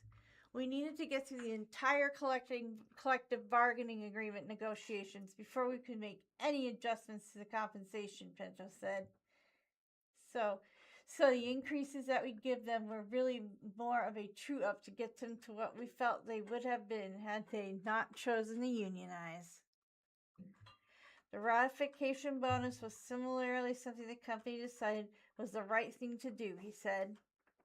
They had gone over 2 years without getting a wage increase, he said, so we wanted to find a way to properly compensate them for that kind of 2-year delay. Powell said the contract creates more stable scheduling and clearer dispensary guidelines. One of the most important provisions for Powell were the non-discrimination and harassment and inclusion protections. With the cannabis industry just being a super inclusive industry as it is, she said, it's nice to have some extra language to protect that. Being gay myself, we have quite a few gender fluid people in our facility. It's just been great to be able to be your true self and float and not have to worry about who you are. Elevate Cannabis is opened by a group of family and friends based out of the Kansas City area, he said, and the company has 14 dispensaries and 2 manufacturing and cultivation facilities. It is among the largest cannabis companies in Missouri. Another reason it took me so long to get a union contract ratified, Bento said, is because the labor negotiations process is definitely a little old school. Everything is in person, he said. You're trading drafts back and forth in person. It's not like a typical, sailor acquisition where you're exchanging red lines and can bring it out in a couple weeks. However, Pinto communicated the union representative, Sal Guerrero, for being reasonable and easy to communicate with. Chad Price, UFCW Local 2 Director of Collective Bargaining and Retail Servicing, praises the workers for their hard work and dedication. We want to welcome them to our union family, Price said. Together we will continue to be building contracts that improve lives and strengthen our workplaces for years to come. From the Springfield News Leader, well, first I should say we are currently broadcasting live from the Blind Community Thrift Store located in Springfield, Missouri, 2713 North Kansas Expressway. We've got some great deals, including veterans receive a 25% discount every day. On Wednesdays, clothing is 50% off, and seniors 55 and older, 25% discount on Tuesdays. A military family in Missouri needed IVF. Starbucks offered better coverage. And a couple of key points in this article from the Springfield News Leader. TRICARE, the military's health insurance, does not cover in vitro fertilization for most service members. A recent proposal to expand military IVF coverage was removed from a defense bill by Senate Republicans, and some military families have sought employment at companies like Starbucks specifically for their fertility insurance benefits. When Brianna and Elijah Campo first learned how much it would cost them to have a baby, they considered putting their dreams of starting a family on hold. The Campos, now 23, living on post at Fort Leonard Wood, where Brianna Campo was serving active duty with the Army, were a few years into marriage when a doctor said their best chance at pregnancy was through in vitro. But TRICARE, the insurance plan for military members, doesn't always cover any of the medications or procedures for IVF for most members. For years, military members and their families have been asking lawmakers to expand insurance coverage to include at least some of the costs of IVF, while on average often range from $15,000 to $30,000 per cycle. Despite the cost, the process of collecting a woman's eggs, fertilizing them with sperm in a laboratory to create an embryo, and then transferring the embryo to the woman's uterus or freezing the embryo for future use has become increasingly common. Last month, proposed federal efforts, years in the making, that sought to expand military health coverage to include IVF costs were removed from a defense bill, leaving those like the Campos who still hope to have more kids in the lurch.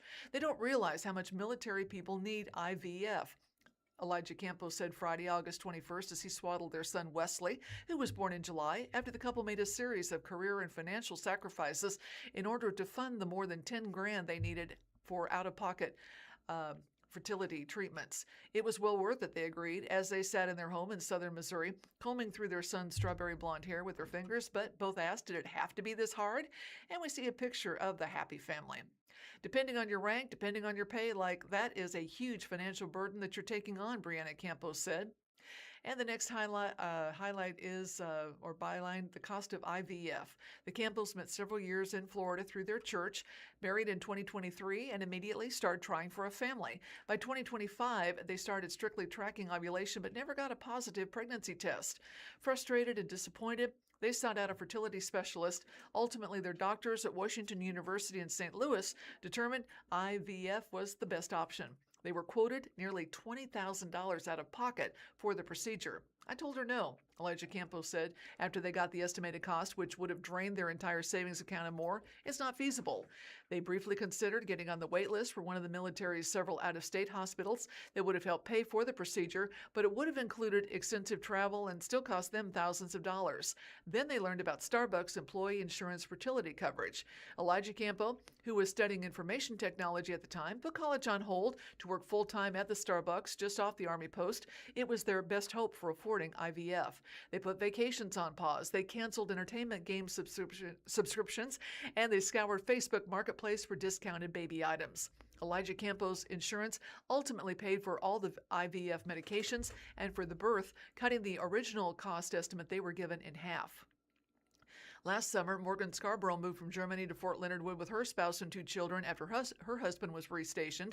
Within several weeks, she opened a Abiel feeding clinic aimed at helping military and low-income families in the rural Missouri town with breastfeeding support. She works with and knows military families whose challenges and infertility were only exacerbated by the culture and lifestyle of the military, and then came the hospital bills. We're already living a higher stress life with frequent moves, changing medical facilities, deployments, spouses being gone, she said. We think we'd have a little bit more grace and understanding that it should be covered. Up until this year, most Republicans and Democrats in Congress seemed to agree. So did President Donald Trump, who campaigned on the promise of free IVF for all. Some good news came for advocates on August 21st, when the U.S. Department of Defense announced a 3-year-long pilot program in which the military will reimburse costs of fertility preservation for some active duty military. To be eligible, the service members either currently or will soon receive orders during which they receive hazardous duty pay or are physically separated from their partner for at least 180 days. The program will annually reimburse up to $500 for sperm cryopreservation services and up to $10,000 for egg freezing. However, the latest attempt to expand IVF coverage for all military members at the federal level was killed by Senate Republicans in July, despite bipartisan support for the proposal in years past, even though it never ultimately became law. All 14 Republicans on the Senate Armed Services Committee, including Senator Eric Schmitt of Missouri, voted to remove the language from the defense bill, influenced in large part by anti-abortion leaders opposed to expanded IVF access. Outside the pilot program, the military's insurance plan only covers assisted reproductive technology services, including IVF for active duty members who sustained serious illness or injury resulting in infertility during their military service. It does need to change. It should change, Scarborough said. How long will it take? I don't know. Will it? The latest federal decision not to broadly fund IVF was crushing for military families, said State Senator Tracy McCreary, a Kirkwood Democrat. McCreary, for the past few years, has unsuccessfully proposed legislation seeking to require insurance companies to cover fertility treatments for all Missourians, both military and civilian. While McCreary said her bills haven't faced direct pushback from the public or her peers, she assumes forces behind the scenes in the Republican supermajority are keeping them from getting a hearing.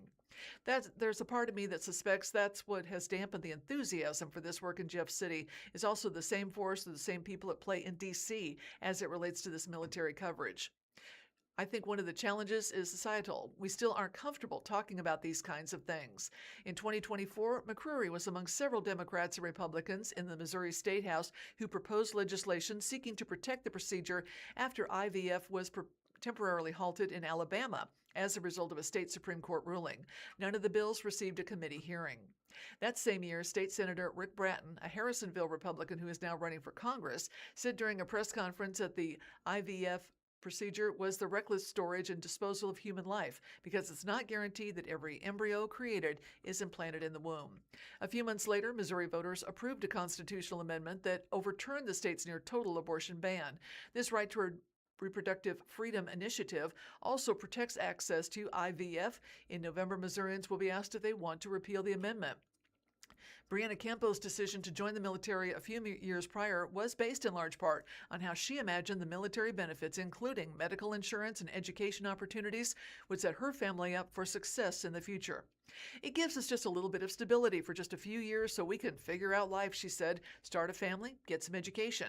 Elijah Campo noted he receives many similar benefits working at Starbucks. The health care is better, their college is free, heck, they've even given us Spotify for free, Elijah Campo said. Elijah Campo is on a 12-week paid parental leave from Starbucks. He is eager to get back to his studies, but he is weighing the benefits of staying at Starbucks, where he now works as a manager for a couple more years as they talk about the possibility of a second child. Brianna Campo has 18 weeks of leave through the Army. She has 1 year left on her military contract. If she doesn't extend her time in the service, she plans to go to nursing school. The Campos have 6 embryos left. They're paying about $70 a month for storage fees as they decide how soon they want to have another child.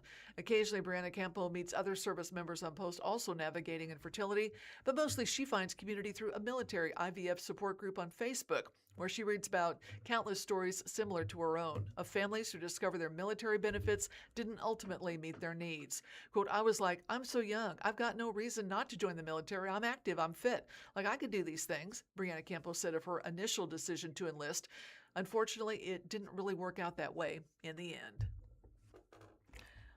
From the Springfield Daily Citizen, sponsored by Queen City Healing and Cooling. When does an AC stop being worth repairing? And what follows is a picture of the team at Queen City Heating and Cooling. Most air conditioners don't suddenly stop working. They slowly became harder to own. It starts with one AC repair, then another. Before long, you're wondering whether your AC will make it through another summer or leave you sweating on the hottest day of the year. You've been asking yourself, should I fix it one more time? You're not alone. The better question might be, am I still investing in my AC or just delaying the inevitable? Now, what follows is a picture of a Queen City HVAC employee repairing a unit. Byline reads, when repairs stop paying off. There's nothing wrong with repairing an air conditioner that's still in good shape, but when an older system starts needing frequent service, the math begins to change. 1 year it's a capacitor, next year it's a refrigerant leak, then comes a blower motor or a compressor issue. Additionally, these repairs may seem manageable. Together they can cost thousands while leaving you with the same aging system. It's not just the repair bill either. Higher utility costs, uneven cooling, longer run times, and the uncertainty of another breakdown all add to the real cost of keeping an old system running. If your AC still uses R22 refrigerant, repairs can become even more expensive since that refrigerant is no longer produced and is increasingly difficult to source.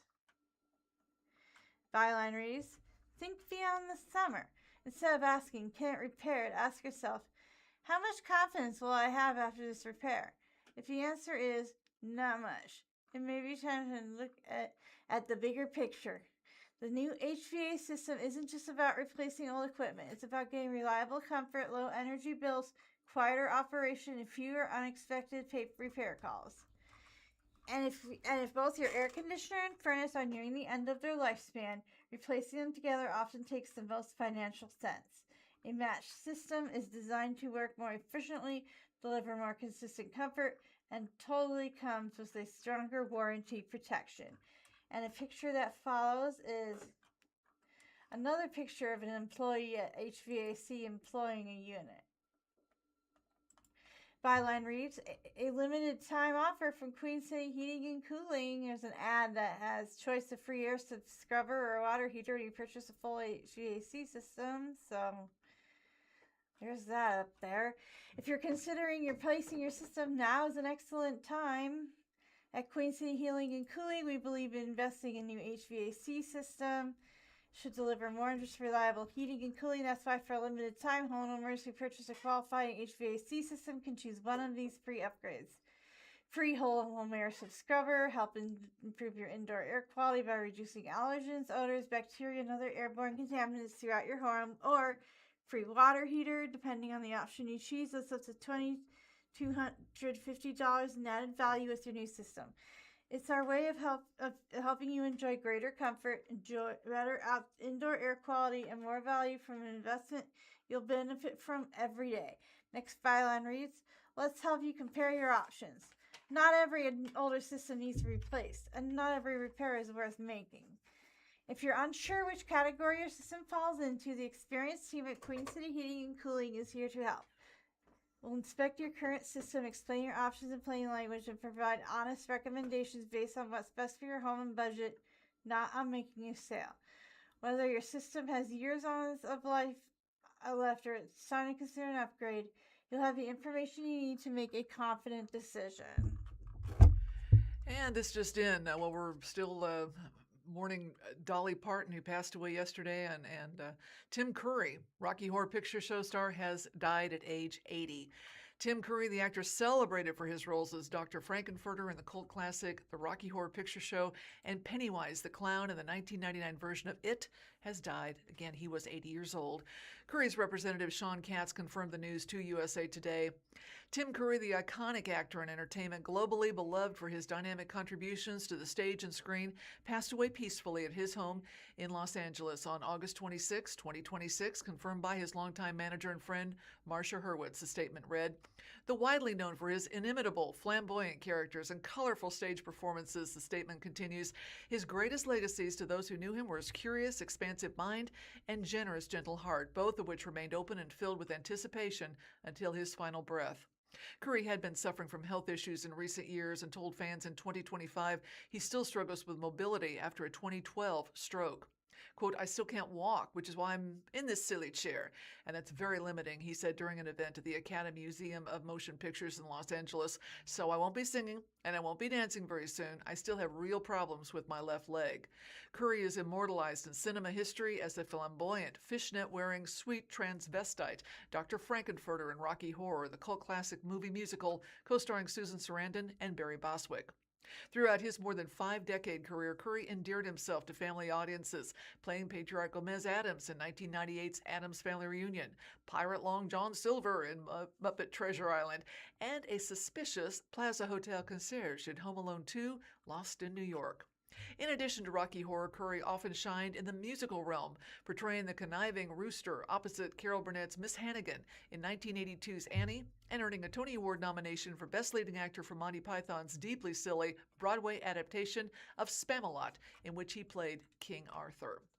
Curry continually showed impressive range in movies as varied as The Hunt for Red October, Kinsey, Ridley Scott's Legend. He was perhaps most beloved by comedy fans for playing Butler Wadsworth, the effective straight man of 1985's madcap ensemble mystery Clue with Madeline Kahn and Christopher Lloyd. Of his films, the actor said he most enjoyed either Clue or Oscar, appearing alongside Sylvester Stallone in the 1991 Screwball comedy. Curry was a standout in the latter as Dr. Thornton Poole, a dialectician who falls for an ex-mobster's daughter, Marissa Tomei. "It's the most like me," Curry told USA Today last year. "My own personality. I didn't have to invent him." Curry never married or had children. From the Springfield Daily Citizen, Council removes investigatory responsibilities of Springfield's Human Rights Commission. Established in 1960, the Mayor's Commission on Human Rights and Community Relations has long been unable to act on its findings, and what follows is a picture of the rehabilitation of the historic City Hall continuing on Tuesday, December 30th in 2025 in Springfield. Long required to investigate alleged discrimination without the authority to do anything about it, the Mayor's Commission on Human Rights and Community Relations has been given new marching orders.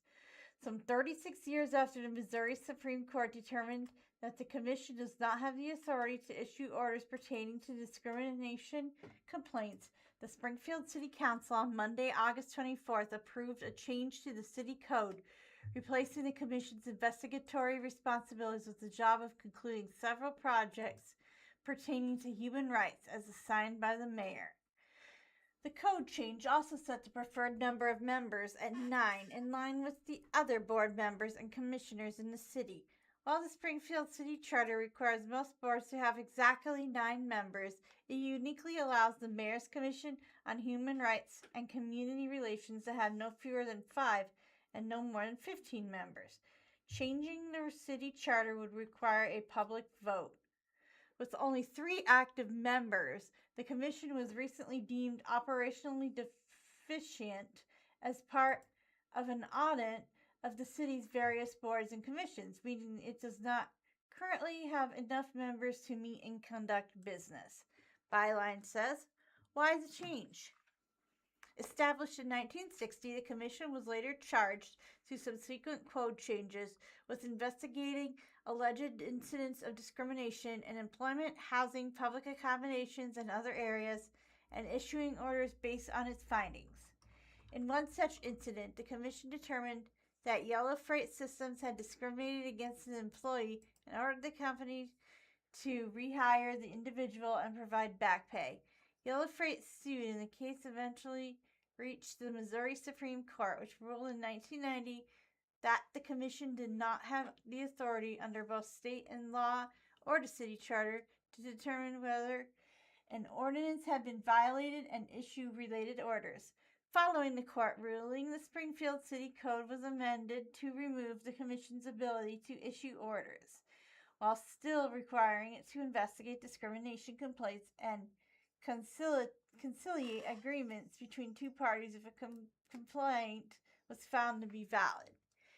And while City Code has also authorized the Commission to issue subpoenas and the city attorney's office to prosecute discriminatory practices, the city has since determined such actions to be unenforceable.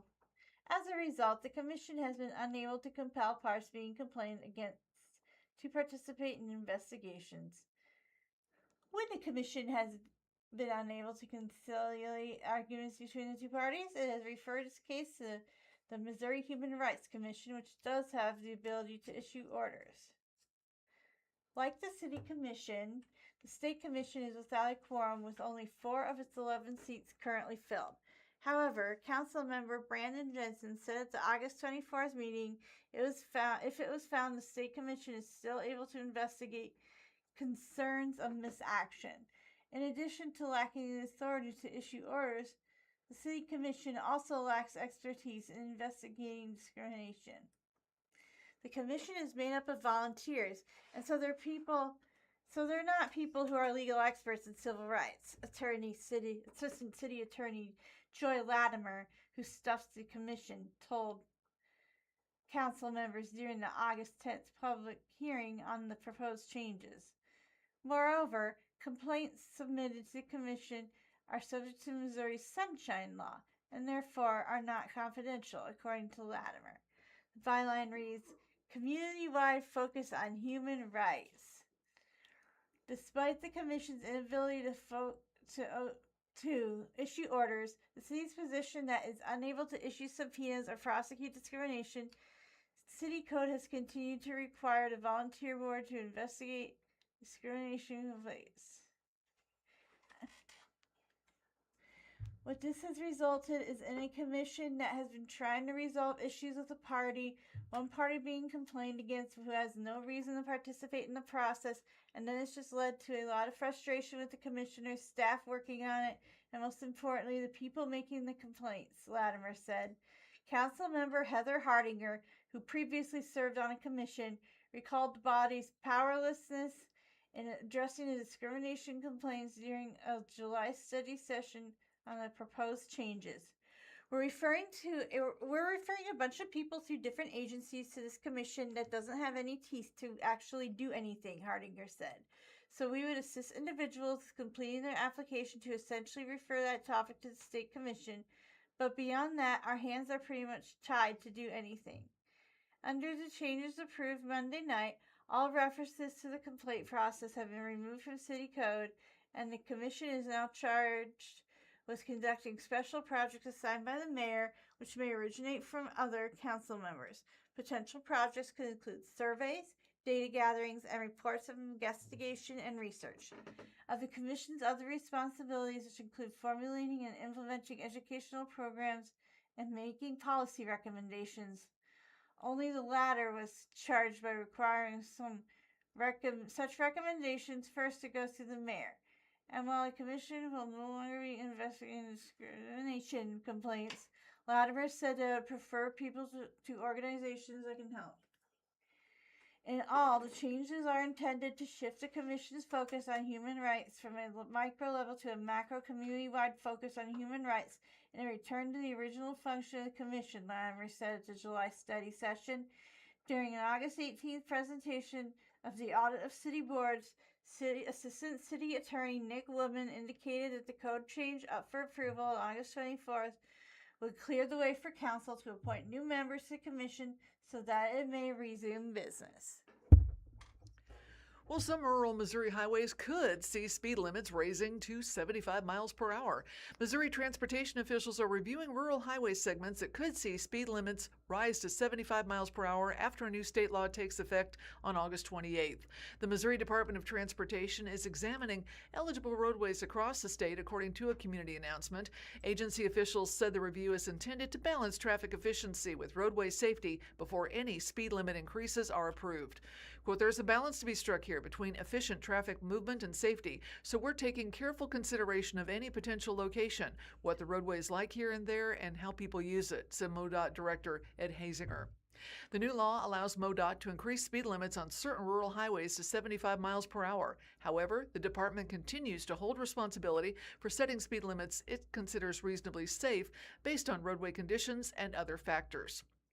MoDOT said its evaluation includes several measures at each potential location, including current traffic volumes, truck traffic volumes, crash history, terrain, road design, including existing safety and countermeasures, speed limits in neighboring states near Missouri border areas, active construction projects. Interstate 70 will not be considered for a speed limit increase while work continues under the Improve I-70 program, which is rebuilding and expanding portions of the corridor. MoDOT said it plans to reevaluate I-70 after that program is completed. State transportation officials said they hope to complete the review of eligible locations by the end of the year and provide additional information about possible next steps. Our mission at MoDOT is to provide a safe and reliable transportation system, so this evaluation helps us make sure any changes to the speed limit don't come at the expense of a safe trip, Hasinger said. Until a decision is made, MoDOT is urging motorists to continue following posted speed limits, particularly in work zones throughout the state. And in some business news from the Springfield Daily Citizen, off-price outdoor company Sierra is planning a first Springfield store at the Primrose Marketplace. Permits and plans filed with the City of Springfield indicate Sierra will take over the property located at 3370 South Glenstone Avenue, which was previously occupied by Joann Fabrics. And we see a picture of the store with no signs or anything, standing there vacant, waiting for its next occupant. Sierra, an off-price retailer known for selling brand-name outdoor gear, apparel, footwear, and other goods, aims to plant its first store in Springfield in the Primrose Marketplace, according to city records. Permits and plans filed with the City of Springfield indicate Sierra will take over the property at 3370 South Glenstone Avenue, previously occupied by Joann Fabrics. The building permit was filed August 19th and has not yet been approved by the city.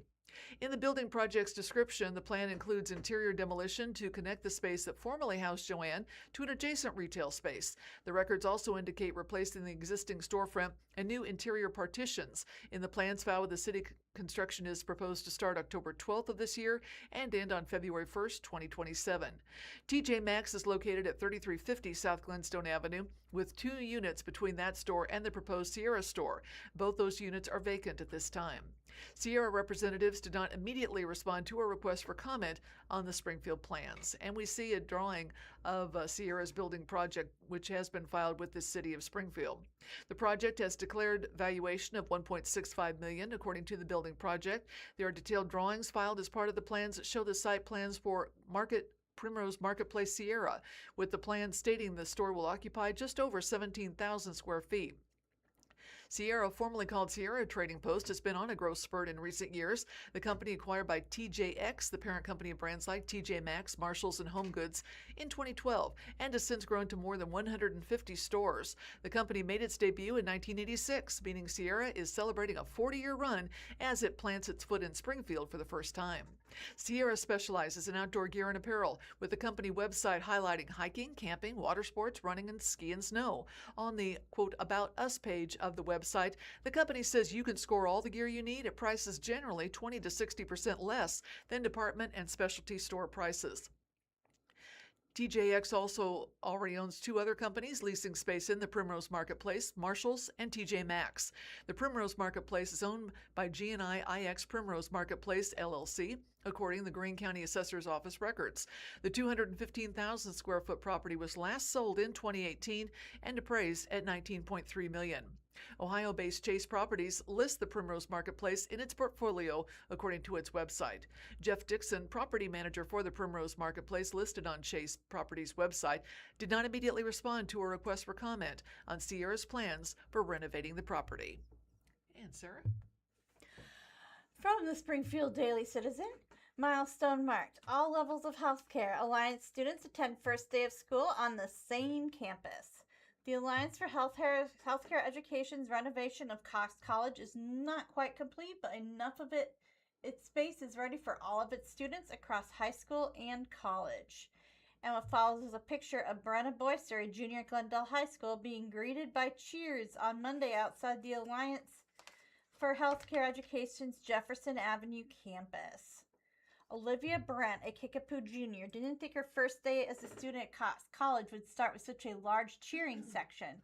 Brent and others were greeted by a crowd of about 50 people waving pom-poms, holding signs, and giving high fives. As the students walked into the Alliance for Healthcare Education's campus at 1423 North Jefferson Avenue, they walked across a large message painted on the sidewalk. The future of healthcare starts with you.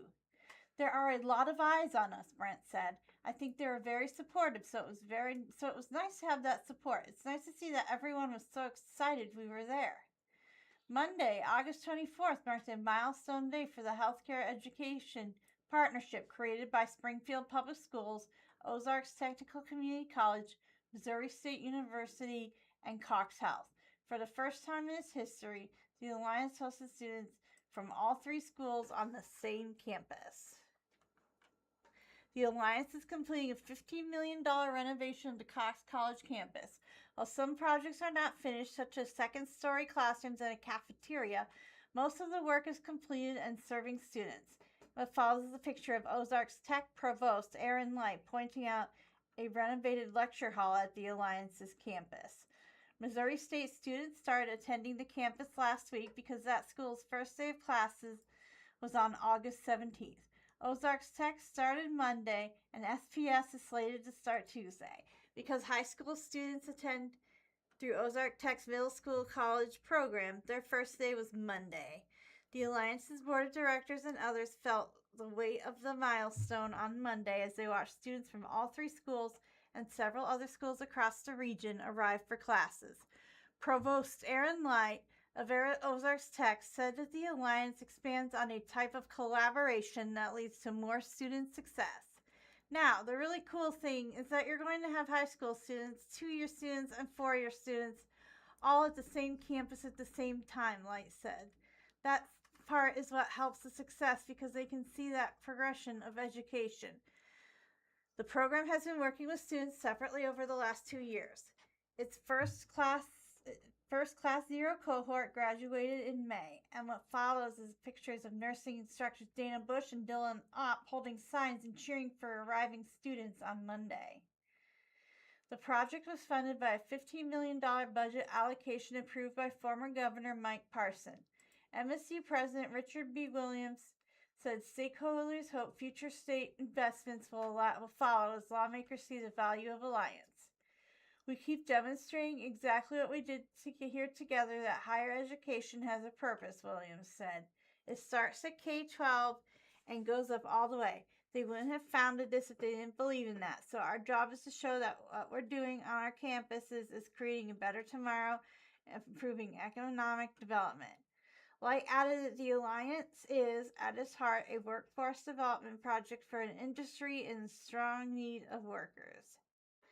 In a nutshell, the Alliance has formalized course instruction that allows students to earn certifications more quickly and more affordably by using dual credit arrangements.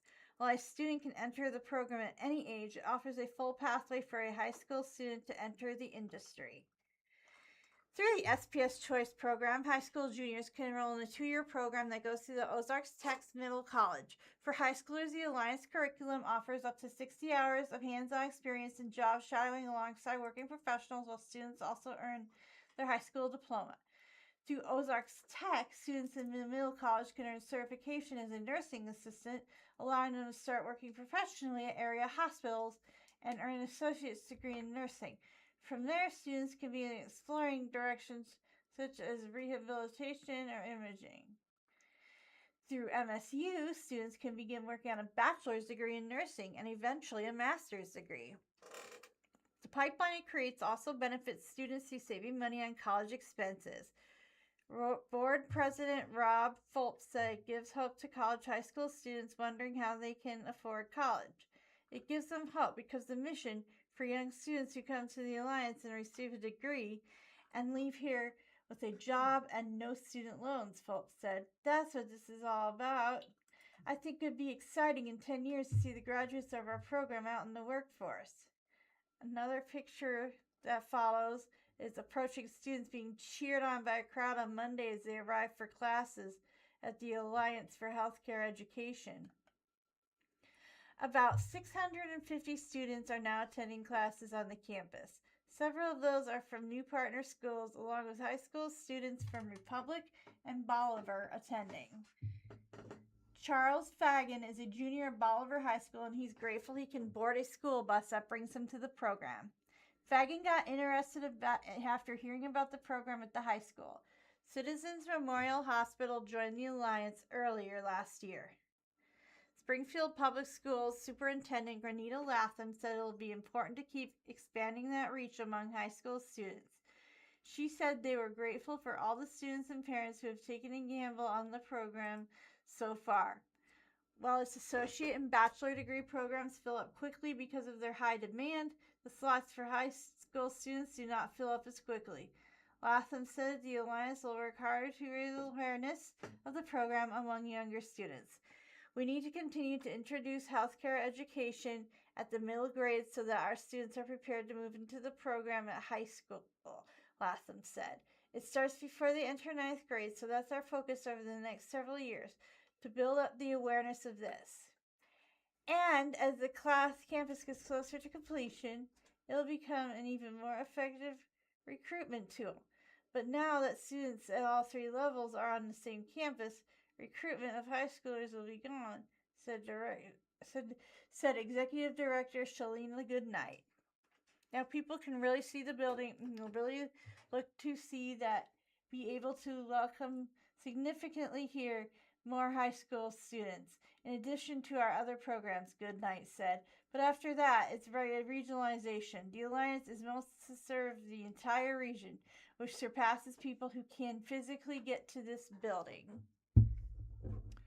Oh, in foodie news, ice cream shop opens in Ozark. Chipotle, Chick-fil-A are eyeing new locations.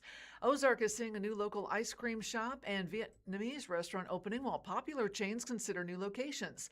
The next byline, new ice cream shop opens in Ozark. Scoops of Faith. It's a new ice cream and sweet store opened in the Ozark Square. The new business hosted its opening on Wednesday, August 19th, offering customers sundaes, milkshakes, dirty sodas, and other sweet treats. Parts of the menu, as well as other aspects of the business, have been developed by a group of local teens who are also involved in managing day-to-day operations and service, according to the shop's social media posts.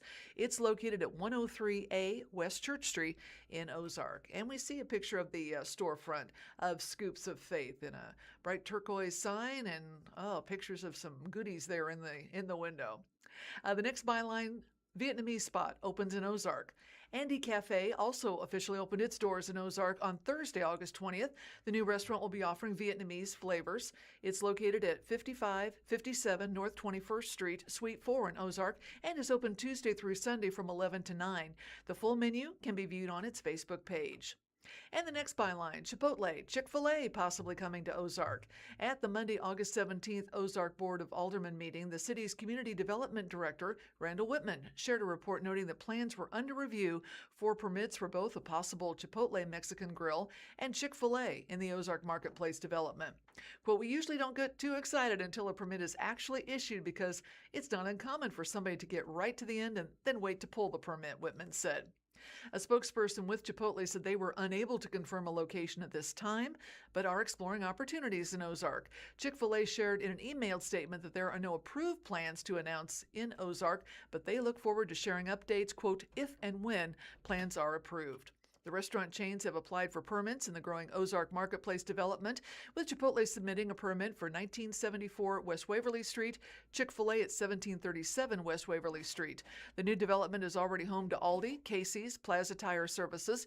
New locations for McDonald's and Waffle House are also under construction, while a permit for Dutch Brothers Coffee is under review, according to the city's project tracker. And just a quick reminder here about a couple of events coming up. Springfield Cardinals are going to be holding a Chapel Rowan night. This is going to be on Thursday, the 27th, with tickets starting at $11. You can head to the ballpark for a fully themed game honoring 417 Land's very own Midwest Princess. Players will be wearing special Chapel Rowan jerseys, which will be auctioned off post-game, and attendees can participate in between inning games, and also all tickets will include an official Midwest Princess hat. We'll celebrate the Springfield Cardinals as long as we got them. We'd like to thank you for the Blind Community Community Thrift Store radio reading service for tuning in today. We're here Monday through Friday on the Blind Community Thrift Store's YouTube channel beginning at 10 a.m. for more up-to-date news from the Springfield News Leader, Springfield Daily Citizen, Springfield Business Journal, and 417 Magazine.